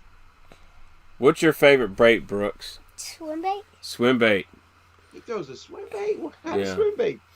Brooks, what kind of swimbait? What kind of swimbait you use? I don't remember. You don't remember? So the story is, when he was 2 years old, he went fishing with me and my fishing partner. Yep. And dude, we're stroking them on a big spoon. I catch one about 6 and dump it over. Excuse you. And I've got a bunch of bass tricks in the floorboard of my partner's boat. And we look back, and there's a trail of swim baits across the top of the water where he's been, like, chumming the bass. And then we kept fishing. He went a week later with us, and we're fishing, and we found a good school, and I had him fired up on a bass tricks, and I would cast it out there, and he would reel it in, and he was catching his first bass on a swim bait, so it kind of stuck. We'd go home, and he'd be riding in the car seat, and he'd be one of Holt's swim baits the whole time, so we started calling him swim bait. Nice. Do you catch bigger bass than your daddy? You catch bigger bass than me? Mm-hmm. You don't know? He hadn't been in a while. Yeah? He kind of acted like he didn't really want to be on the bait show too much, but I think he got jealous. He did, didn't he? He's on him. He's on him. I like that hat, man. I need one of them. Yeah, that's a Matt Robertson special. What? Matt Robertson gave you that hat? Mm-hmm. You going to the Classic, Brooks? You want to stay home, aren't you? While I go to the Bassmaster Classic. He's got Fortnite to play, man. Fortnite. I know my son plays Fortnite. Dude. Yep. I thought about it today. I said, he's good enough to where I should let him stream. Right. Because that's what people want to see. They want to watch kids play video games, not old asses like me talk about old baits. But we've got a great crowd in here tonight, so apparently we're not the only crazy ones here. That's right. That's exactly right, man. Would you like swim baits? There's so many questions and comments coming. I can't keep. Bomber speed shad. Yeah, I got some old bomber speed shads. Did you get into the speed shads at all? No, I'm a speed trap guy. Oh, let's talk about the speed trap. So, I couldn't tell you if there's a difference between the Mexico ones and the new ones, but I know the ones I got catch fish, and I bought these about 8 years ago. And guess what color they are? Root beer. Root beer. They freaking slay, too. Really? Yeah, when guys quit catching them on a rattle trap, or they go, man, I'm not catching them on a square bill, you can burn that speed trap. And just so, dude, I took a speed trap that was clear, And you know, this is my colorway up here, like just a straight up make it ugly orange bottom, and then a gray back or a black back. And then I took some, my dad had some 18 karat gold foil paper, thin, like for repairing gold frames on paintings. And so I laid down some Sally Hansen nail polish, and before it was quite dry, I laid that paper down and threw that on there. Man, and I did it on a -1, took it out the next day, dried it with a hair dryer, and they ate the fire out of it on a vintage -1, burning it. But that's what's unique about that bait. You can burn it, right? Yeah. You have the, when they eat it here, they don't like swap at it; they choke it. They choke it. What size speed trap though? I use the I believe that size you got is what's over the quarter. It's the so this is this the quarter? I think this is the quarter, right? They make an 1/8, don't they? Yeah, I think this is the 1/4 ounce. Okay. It's the wrong box. I've got so much shit.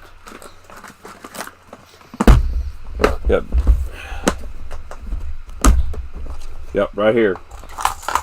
They make another color called Wedgie that's really good too. But okay. That's the old root beer speed trap. You can tell it's been to battle. It's got a hook on it. I think we got the same size. Now that has the dimples on the. Does that have the dimples in the belly? No dimples in the belly, so that's probably a new one. Yeah, it's a new one. So that's how you tell the difference in the old versus the new. But it's still got a good sound. Now, I don't know if it matters. I mean, it doesn't matter, right? If I'm catching them. It don't. Who cares, right? Now that one has dimples in the belly. Yeah, that's the original. But I've never found many of speed traps because most people around here locally just never carried them. That's very interesting, man. Somebody brought up the Timber Tiger, man. Oh, how about the Timber Tiger? My dad has. Timber Tiger was good. My dad has more baits than me. He's got more baits. He's got more baits than me, Brooks. I don't know about that. We don't know. We neither of us has seen the full collection. Let's just make it a mystery. I'll be honest, man. A lot of this isn't necessarily new stuff. It's just stuff I've had. I had to do something with it, so I hung it all up. But right, my fishing partners, I think he's got more stuff than I do. Problem is, that's crazy. His shit's laying in thinky bags all over his garage floor. It's unorganized. He just don't care.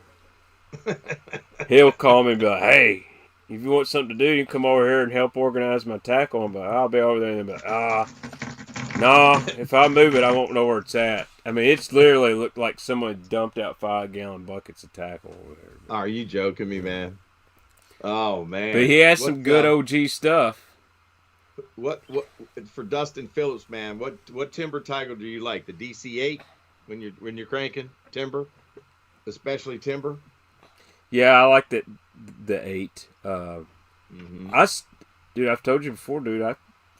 Rapala DT to me is the best brush pile crankbait. I don't know why. Yeah. That big old Hot Lips is good too. Hot Lips Express. Yes. So like this one. Hold on. I've got one, but I'm not climbing back up on my chair again. Is this what we're talking about? That guy right there. Yep. They make a one that goes. That's probably the one I'm trying. The really deep one. They got a deeper one, I know. Sean Bailey, which is Paul Bailey's brother. Paul Bailey's brother. Sean won the U.S. Open. On the really deep one? On the really deep one. It was either won the U.S. Open or he won a big coast on Havzu. Deep cranking. This super big Hot Lips. Oh, man, that's nice. When he's cranking over the top of brush. Dude, that's crazy. But you like the 14 or the 16, right? Yes. For Rapalas, DT16. It's really weird that they even made a DT14. They made a 10, 14, 16. But if I'm going to fish something that dives 14, I'm just going to buy a DT16. Right. Why didn't they make an 8? I've heard, I've had people ask that. Why didn't they make a DT12? 6 to 10. And, yeah, honestly, right. I mean, what's the wisdom? I don't know. But hey, all I know is them baits catch fish. They do. I'll say this too. It's not wood. Strike King Series 4 is one of the most underrated crankbaits out there. Ooh. Everyone says 5XD, 6XD. Man, the guys that really put in some work, especially this time of year, I'm going to tell you, Mark Menendez, Mark Davis, Kevin Van Dam, they like that Series 4. And somebody And said, what's the crankbait that had a hole in the face with an internal water wheel? Was that the Sonic?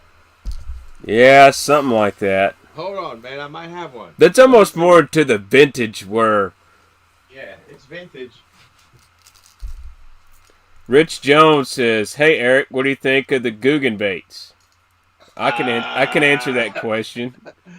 No, I don't think so. There will be no man, I'm a answer. Zoom guy, man. Come on, man. I'm a Zoom dude. Hold on. Was this it? The Aquasonic? The whole idea? That may be it. It says a unique flow-through system in all space-age lures from Aquasonic generates hydrosonic compression waves underwater just like a swimming bait fish. Man, why haven't I been throwing that? Hey, look what Baitman Jr. found. He found the Berkeley Digger. Oh. The plastic cheap version of a Rapala DT6. I want to talk about this real quick. And I've got some good friends that fish for Berkeley and some that work for them. I throw a lot of their soft plastics. I like the General Cinco style. But, dude, they just really... Now, the Dredger's a good bait. But they're like toys, man. There's something about... It feels like... They just about feel... It. Just don't feel it. It feels light, right? Yeah, they feel really cheap. Now, some guys swear they catch them on these, but... I don't know. I feel like Berkeley shot themselves in the foot on those hard baits. You know, Fritz designed them, that's for sure. The stuff I seen that were prototypes, the plastic was different, the paint was better. Yeah. The first factory they're using with China, I can tell you, didn't paint them worth a crap. Remember you gave me this? I did give you that. You just got to put some hooks on it. I was told the Series 5 is the most bought Strike King by the pros. That is a fact, Clay. The Series 5 is, huh?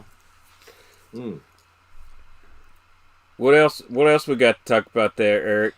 Robert Linson said, he asked if the speed traps only have dimples on one side. Yeah, underneath, on the bottom, on both sides of the hook hanger, the front hook hanger, you will see a dimple, and that's how you know you're getting an old one. So just FYI. Not that the new ones don't catch fish. Just saying, the old ones, people seem to prefer, you know. Hey, let's see here. What are your top 2 production crankbaits? That's a good question. Man, I threw out there the Rapala DT6 is probably in my hand more than anything.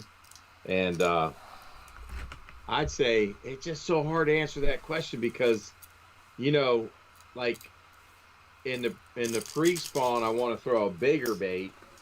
So I'm throwing that BDS4, BDS3, even in the post-spawn, right, for the bigger bite. You know, and early, like 50 degrees and below, I'm definitely going to be throwing a shad wrap. That's a production bait. That's not a custom. You can buy that off the shelf. You can get the old ones made in Ireland. You know, the good ones, right? Faded out colors. You know, just go on eBay, man. You'll get some good ones, right? I'm fixing to show you something. Yeah. I might have showed you this when we were... And, you know, and then for super shallow grass fishing, I'm throwing a -1 original. It's got the man stamped on one side and -1 on the other side. That's how you know you're getting a good one. It's kind of woodish. I think this is going to be for your grass fishing. What is that? I might get in trouble again. This is the 6th Sense. Going, man? It's the 6th Sense Axis. Talk to me about that lip, bro. Yeah. What is that? Whoa. Is that a chatterbait lip? It's all you can see before I get in trouble. Whoa, what are you doing, man? They're gonna cut me off. But yeah, that's it's different. Now, no, that is not Lexan. Is that metal? It is metal. It's like a grass chopper. Yeah. So I'll be What have honest. you just showed me, man? That's crazy. Should be around Classic Week. Those things will be ready to go. The Axis, man, Kevin. So man. Here's the deal. I'm going to tell you this right now. Pat Lines, don't buy the custom knockoffs. They are made differently. I'm not a fan. If you want to get some blanks and have your buddy paint them, just like Baxter said earlier, they make the baits different. They're weighted differently. They're coming out of China. I don't like when they knock off people's hard work. I'm not a fan. I think the people that follow me, they know where I stand on that. Hey, let's be honest. Me and Justice Ward from NetBait did a stream today. He even talked, hey, I've had to outsource stuff from China, but it's different when you're trying to base your whole company or stuff off just knocking people's stuff off. And hey, there's a lot of companies that use the 6 cents Crush 50 100, the RC 1.5, 2.5 style bait. Sure.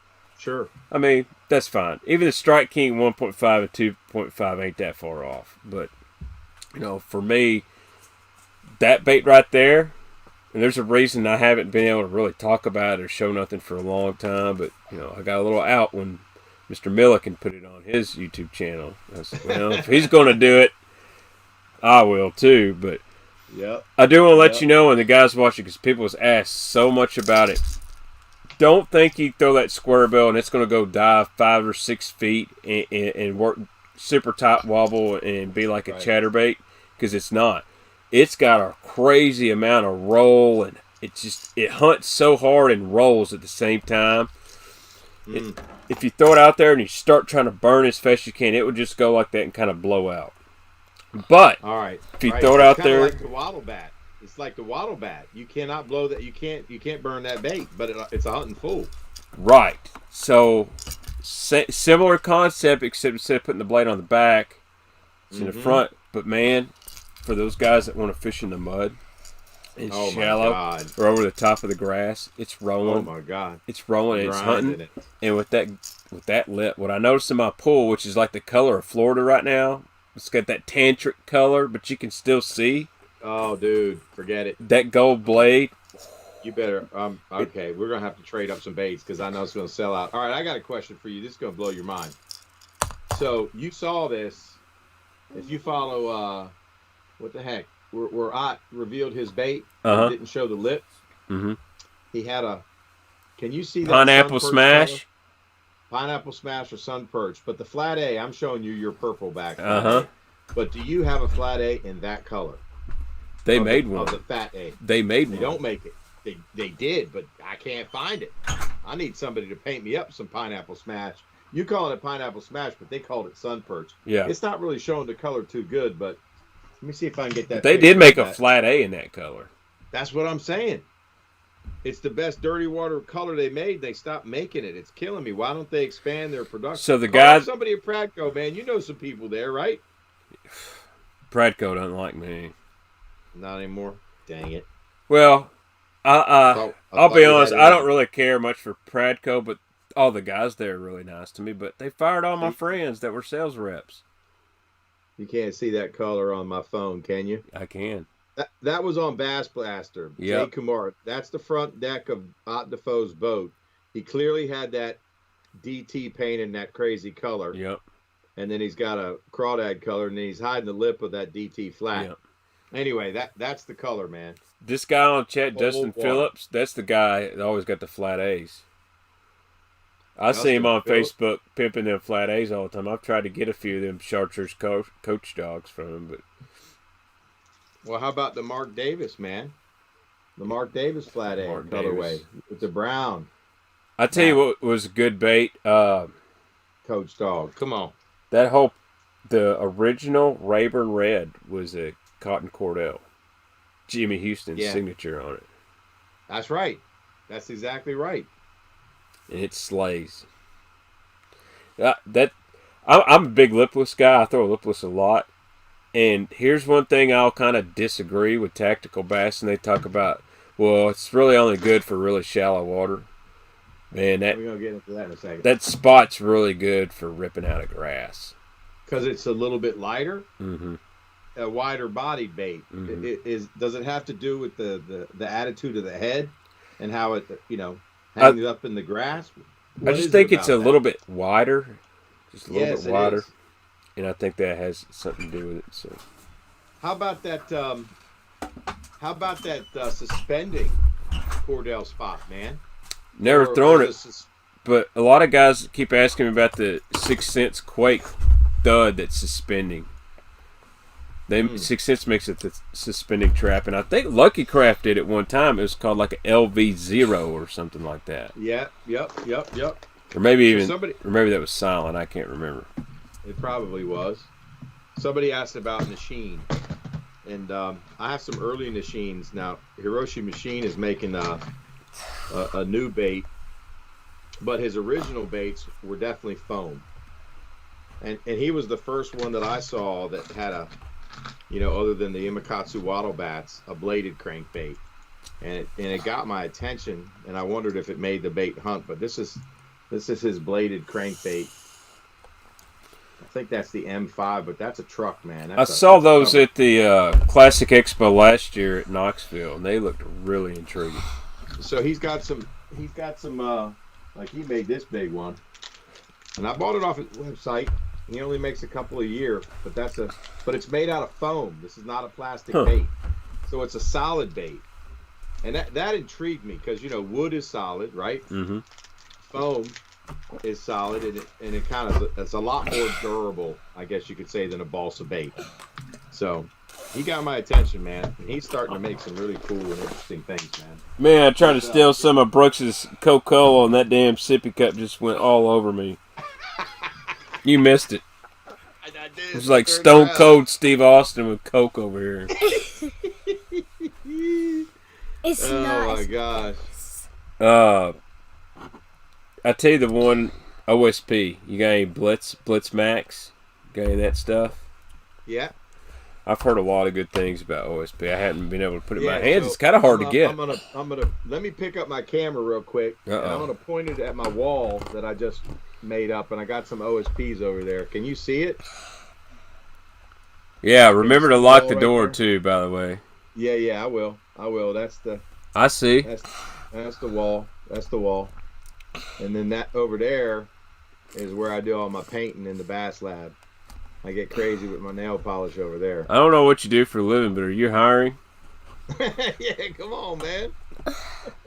Let's skip that. Let's make a new show. I'd love to, man. I'd love to. I gotta adjust the camera now. Dude, I think a good-ass show, and it may be even better for YouTube, is just me driving around and going through people's tackle rooms. People would watch that. You guys in the chat, do you agree? Should I just drive somewhere to like Gerald Swindle's house and say, "Hey, Gerald, show me your bait room," and we'll just spend an hour going through baits? 100%. People would watch that. They'd watch it 24 hours. I know. I'd tune in. Yeah. Kind of like American Pickers, man. We'll just get a big piece of shit van and we'll just drive out to wherever and with $100 bills and find wiggle warts and homemades and then flip them for money. He says, come on to his house. Come to his house. He'll show you a tackle room. It'd be a hit show. Dustin Phillips has got a Bagley collection. And you know what? It launches your business. Bait Hub, baby. That's right. Bait Hub. Like American Pickers, man. American crankbait pickers on Bait Hubs, man. Are you kidding me, I'm going to try to order my own shirt and see if I can't get express delivery for the Classic. I think man. A Bait Hub show with the Classic would turn some heads. I would get one to Zona, I'm sure. Dan Handcuff says, sponsored guys would not be super honest. That's the truth. But you know what? Me and Baxter could be super honest, man. I throw what I want. Because nobody's getting me any baits. And that's why I do a deal with 6 Sense.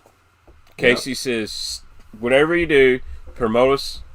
That's cool. But only promote us if you're true to yourself. If you catch them on a 10XD, say I caught them on a 10XD. That's right.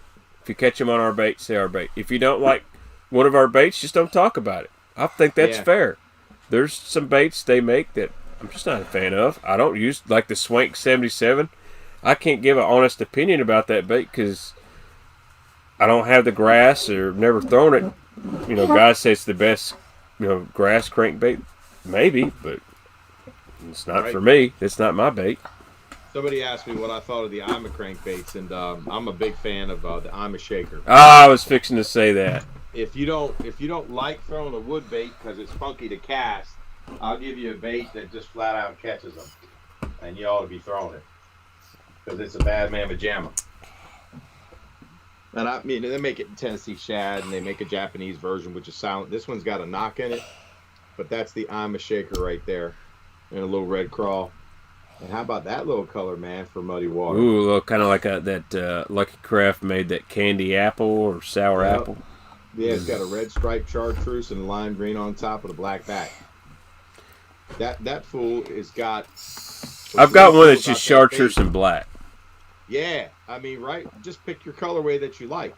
I threw that last year on the Potomac with Captain Steve Chaconis. Dustin Phillips said, "Don't show it," and no, he was throwing, a square bill, and I was throwing the shaker and just kind of worming it. And those fish, that's all they wanted was that shaker. I don't know why. It's got a wide wobble, but it's got a hard roll. This is roll, this is wobble. It does both very well, and they just seem to really, really respond to it. The green box has a knocker in it, and then they make a silent version which has a red box, and it's from Japan. Anyway, there you go. This is the domestic one that you can buy on, you can still buy. And who was it? It wasn't Bill Lowen. Bill Davis? No, something. Bill Smith. Bill Smith, thanks, man. That's one of the reasons I wouldn't buy many other shakers. So I used to work with Bill. He used to own Backwaters. Long story short, we got into it one day. So he come and managed the tackle shop I'd been at for a long time. And dude was on his cell phone all the freaking time. And he's a good guy. So this is just storytelling time. Bill, if you watch this, we got along after this, but he was on his cell phone all the time. And one day, my phone went off, and I was working my tail off. We had KVD coming to this tackle shop. And long story short, I'm rearranging. Then he says, rearrange this, do it like this. And this is about the 5th time, and he's on his cell phone. My phone goes off, and he just yells, if you ain't going to work, you can go home. And I told him, you take your cell phone and shove it up your... I'm out of here. What? Yeah, I was only about 21, 22 years old. And after that, he come chewed me out. I said, dude, I don't care who you are. I don't care what kind of store you used to have. You're not going to talk to me like that. True, right? After that, we're friends. You know how that works out, though? Sometimes you drew the line. It's just like, hey, man, okay, I respect you. We both need to put our cell phones up or whatnot. And after that, we're cool. Sometimes, and that's how friendships are made. Sometimes it just takes to learn everyone's boundaries. But yes. Bill had a great store, Backwaters in Lexington originally, and then he had he put it in an ATV and drove around. I think he's fishing the FLW tour now. But let's talk about crankbait rods, man, because a lot of people want to know all this crankbait talk. Let's talk about what's on the business end. Man, I keep it. I don't think we got into that, man. Yeah, I keep it pretty simple. All right. What's your brand, bro? Dude, I'm using Dowel right now. All right. If I had my pick, the old Loomis cranking rods. Thank you. That's my favorite. I got a bunch of them. Thank God I ain't broken any yet. I sold my favorite 10XD rod. It's the 959 double D. 959C double D. I'm not going to lie. I was broke, man. I had to get some money. Deep Flex? Yep. Is it the Deep Flex? Yep. Oh, man. But why did they stop making that rod? They put them all in the IMX series. Do you think it's the same rod? No.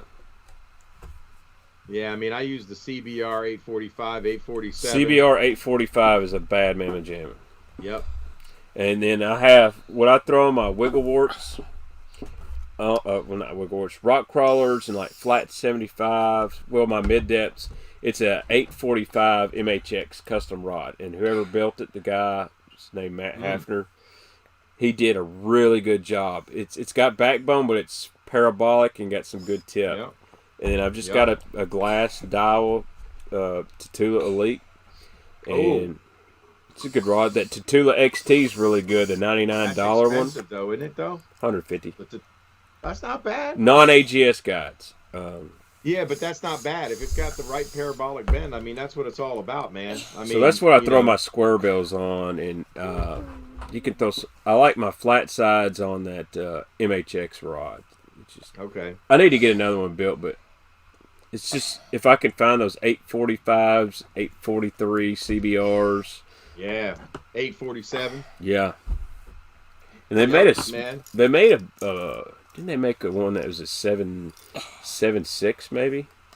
They did. It was a deep flex, I think. Yeah. I think it was the deep flex. I have to look. It's a really good trap rod.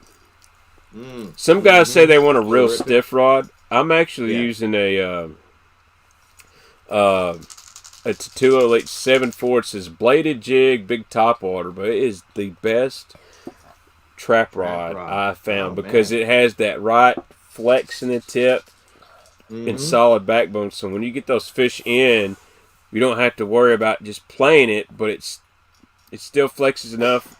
It's not pulling treble hooks out. Right.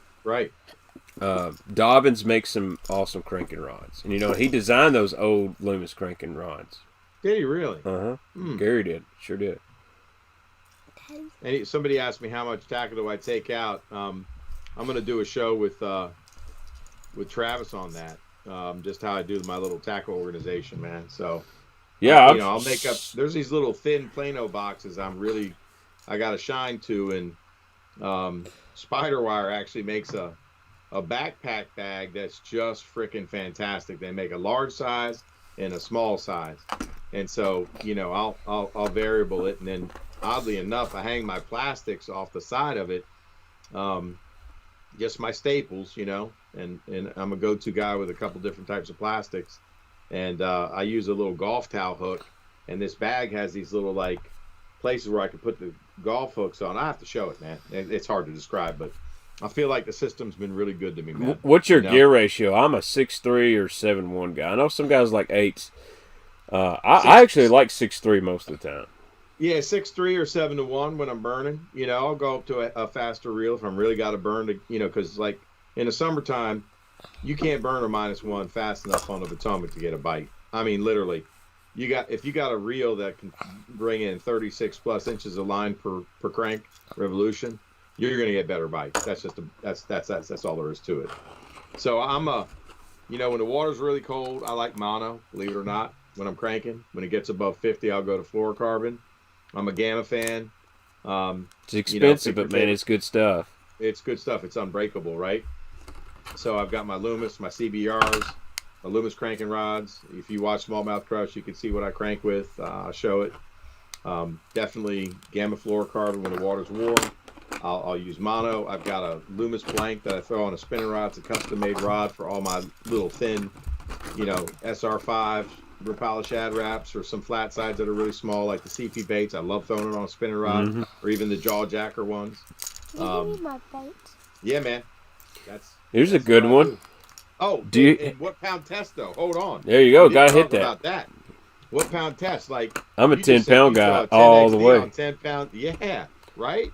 Now, saying that, I do throw a square bill on 12 and 14 if it's, right. We get times when the water comes up and there's a lot of trash in the lake, it's muddy. I may really only be cranking 2 or 3 foot and grinding the bottom. I'm going to go with a little heavier line. Right. Because when you catch a bass in 2 foot or 3 foot of water, it's only got one place to go, up. Yep. In the stuff or up. So you got to horse them in a little bit. That's right. When our favorite hook. You want to hear something crazy? I hardly ever change the hooks out. What? Yeah, I'm just lazy. All right, I changed my hooks. Now, but if I do... I'm a Gami man. How about round bend versus EWG? I like the Gamakatsu G Finesse hook on a flat A. It's badass. Dude, that's expensive, but all right. I'm listening to you. It works. So EWG on the front, round bend on the back. You do that trick? Right here. That's it. That bait right there. That's it. Right there. Switched out the Gamis. Bronze. I wish they made a G Finesse EWG treble. Most of those G Finesse are round bend, but if they did an EWG G Finesse, right, it would be. But no, really, I don't change out a lot of hooks except on my lipless baits. I think, I throw a lot of 6 cents. Rattle traps now come with triple grips. Gotta change them out on Strike King though. They still just kind of put normal-ish hooks, but you buy a Lucky Craft and Jackal, they put good stuff, but oh, Jackal, I wouldn't change a hook on a Jackal, but man. when you talk about these JDM baits are ridiculous. old baits like the flat A's, the fat A's, and some of this other stuff we've talked about, you've got to change the hooks. I mean, one, they just sit in your box and get old and rub on each other. But I used to really like round bends, and then I felt like I had a lot of fish throw them. Like fish that were eating the bait throw them, whereas I would always catch the fish slapping at the bait. Right. And then I went to all EWGs, and I was catching every fish that ate the bait, I'd get in. But if they slapped at it, I missed. So I started doing what you're doing, kind of putting the EWG up front. So if he grabs it, eats it, he's good. And if he turns, the round bed gets him in the back. That might be complicated to people, so you just got to experiment. Yeah. B. Davis said, what do you think about putting the VMC bladed treble on the back of a crank instead of the front? He says he's not sure why everybody's putting them on the front. Maybe because they want the fish to eat the bait deeper. Right, when it's on the front hook versus the back. They'll be nipping at the back hook and not eating the bait fully. So, Mark Menendez will tell you this. So what he does to all of his crankbaits, shad wraps, jerk baits. Yeah, what does he do? You see, you got like this Rapala, it's got a little black dot. He always draws that dot, that kill spot. Because he says that fish, he may see that bait in color, but when he goes to kill it, he's going after that spot. Very interesting. He said, do you want that spot up toward the center or the front of the bait? So when he eats it, he's getting that front hook. And to be honest, if you get them on the front hook and they start turning and twisting or even come up to jump, a lot of times that back hook gets them. Yeah, that's true. Very true. Very true. But I'm going to tell you, if you make a 50-yard cast with the 10XD, like I don't know exactly how far I've cast, but with the wind at your back and launch one out there and it goes boom. I don't care what treble hooks you got on there or what line of rod. All you got, just horse them in because they're either going to come off or not. And I've had so many big ones come off. You're just like, what can I do? I just winch them in out deep. And you watch the pros. Let's just start cranking on him. I think you get that fish's momentum where he can't really jump and he can't run. You just start bringing them to you and hope you have a good net man. But, that's true, man. But cold water cranking's different. You know that. You can't just horse them in on 8-10-pound line. No, you can't. That's where that rod makes a big difference. I agree.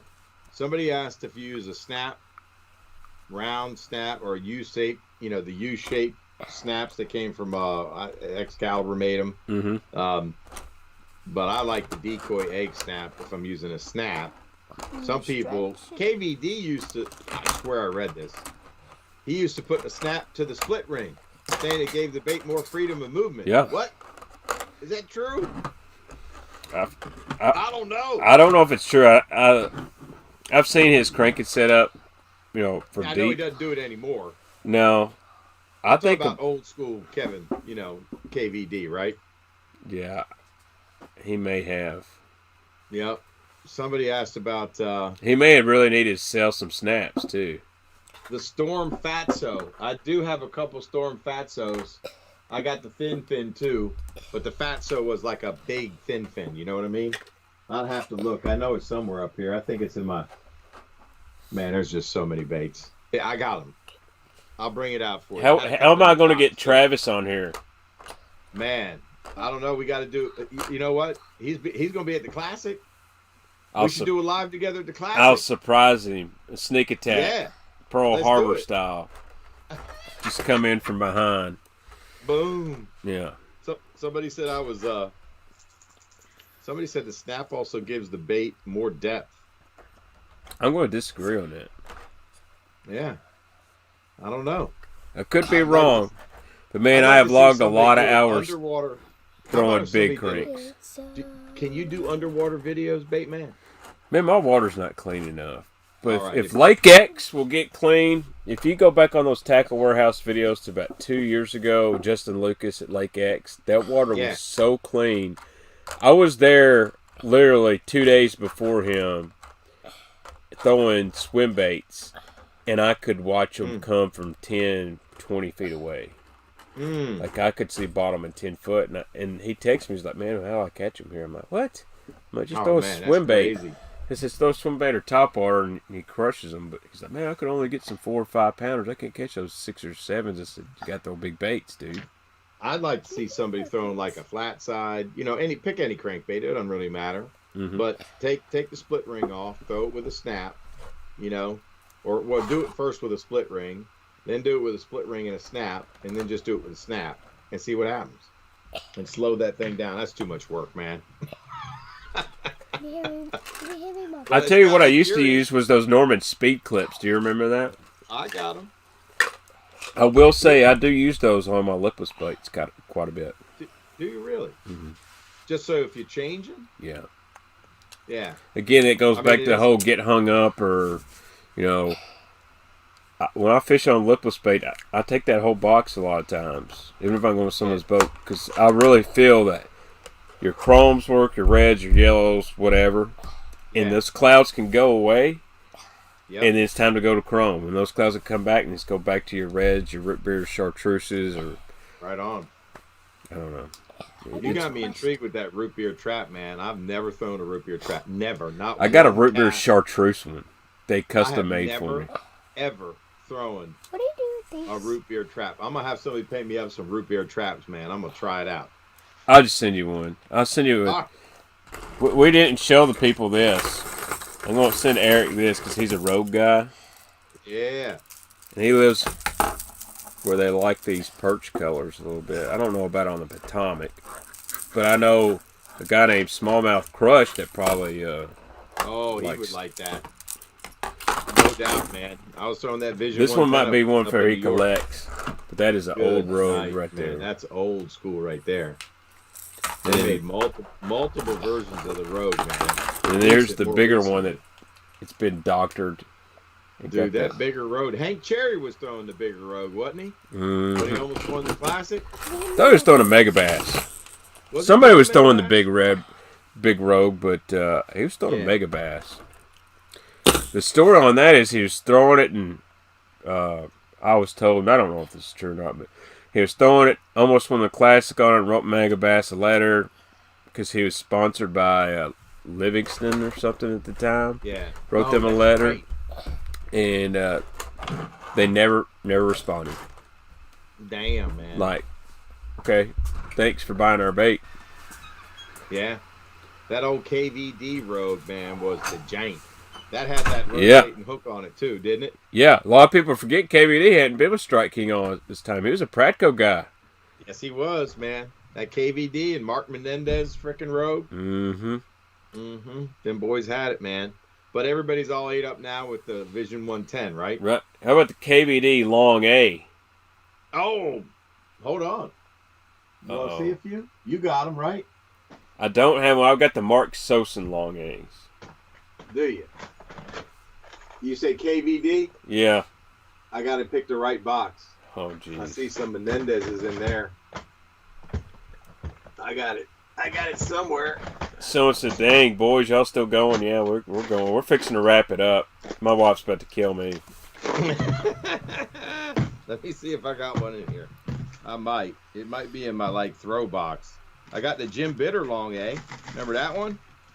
Yes. Right there, brother. Those guys in Okeechobee, Harris Chain, love that bait. When those fish get out on those flats and they're roaming, they take that and they just whip it as quick as they can. Yep, that is a good one. Yep, that's the silver. Jim Bitter. Almost won a Classic, but he let it slip out of his hands. Oh my God, is that crazy? Was that the craziest thing you've ever seen? Yeah. I was thinking about doing this. What about, I watch all these college highlights and, NASCAR stuff. I'm versus sports, but no one's doing retro fishing commentary, like the worst 5 Bassmaster Classics ever, the best 5 Classic comebacks, or the best 5 Big Bass tournaments. So just doing a 10-minute video and using photos and whatnot, just educating the young crew that has no clue who Mike Terry is, or Jim Bitter is, or Dalton Bobo and Robert Hamilton are. I mean, You tell a kid now the story of Brian Kershaw, and they're like, who? And I'm like, dude. How about Amart up there on the Three Rivers, man, in PA? That's heartbreak right there. That was a heartbreak, dude. He had a meltdown. It was crazy. Jim Bitter on the James, right? I mean, those would be some epic, just playing those old things and rolling over some commentary. Hey, man. I was thinking the other night, let's think about Brent Ayler losing to Jordan Lee in Texas there. I mean, Ayler had that thing in the bag, and then Jordan Lee had an epic day. What about frickin' Jason Christie? Yeah. Talking to himself. If I just pick up what am I supposed to do? Pick up a Senko on a spinning rod? I'm not going to do that. The guy's ass beat by it. Doing it and catching him. Yeah. On the split screen. What? I was dying for him, man. Dying for him. I know. That's the kind of stuff I think I'm going to start making for YouTube. I love the baits and stuff, but I would like to do like a classic look back series. Yes, you did classic patterns, bro. Get after it. Hey, did you know the backstory about Jordan Lee when he broke down and where he broke down? No. And he didn't have a camera boat on him? Well, my buddy Sean Hermke was a cameraman. Yep, I know who you're talking about. He was in the camera boat, and he saw him break down. He saw where he broke down, where he's about to go fishing. He calls in and says, get a camera boat here now. He's about to win the Classic. He knew what lived there. Really? Is that fate that his boat broke down? I think it is, man. It's divine intervention. I mean, if his boat doesn't break down, he's not fishing there. And he's not winning the Classic on Conroe. It's kind of how I felt I met my smoking hot wife. It was just divine intervention. I decided to get a haircut. And if Jason Christie just picks up a spinning rod like he knows he should for that last bite, he wins the Classic. Yeah. And he's talking to himself. Well, didn't Ike's boat break down the Classic he won? You know, I don't know. He had motor trouble one of those days because I remember the big talk was day 2. Ike's broke down. Ike's having motor issues or something. I remember that. That's crazy. I think there's something to that. Probably Brian the Carpenter would know better. He would. Yeah, man. They grew up together. That dude's nuttier. He's nuttier than a squirrel turd, but I like him. Dude, I love BTC's awesome, man. He squeezed my titty so hard at the Classic last year, I couldn't even believe it. Travis Manson was about to die. He thought he was dying because he hadn't slept for 3 days.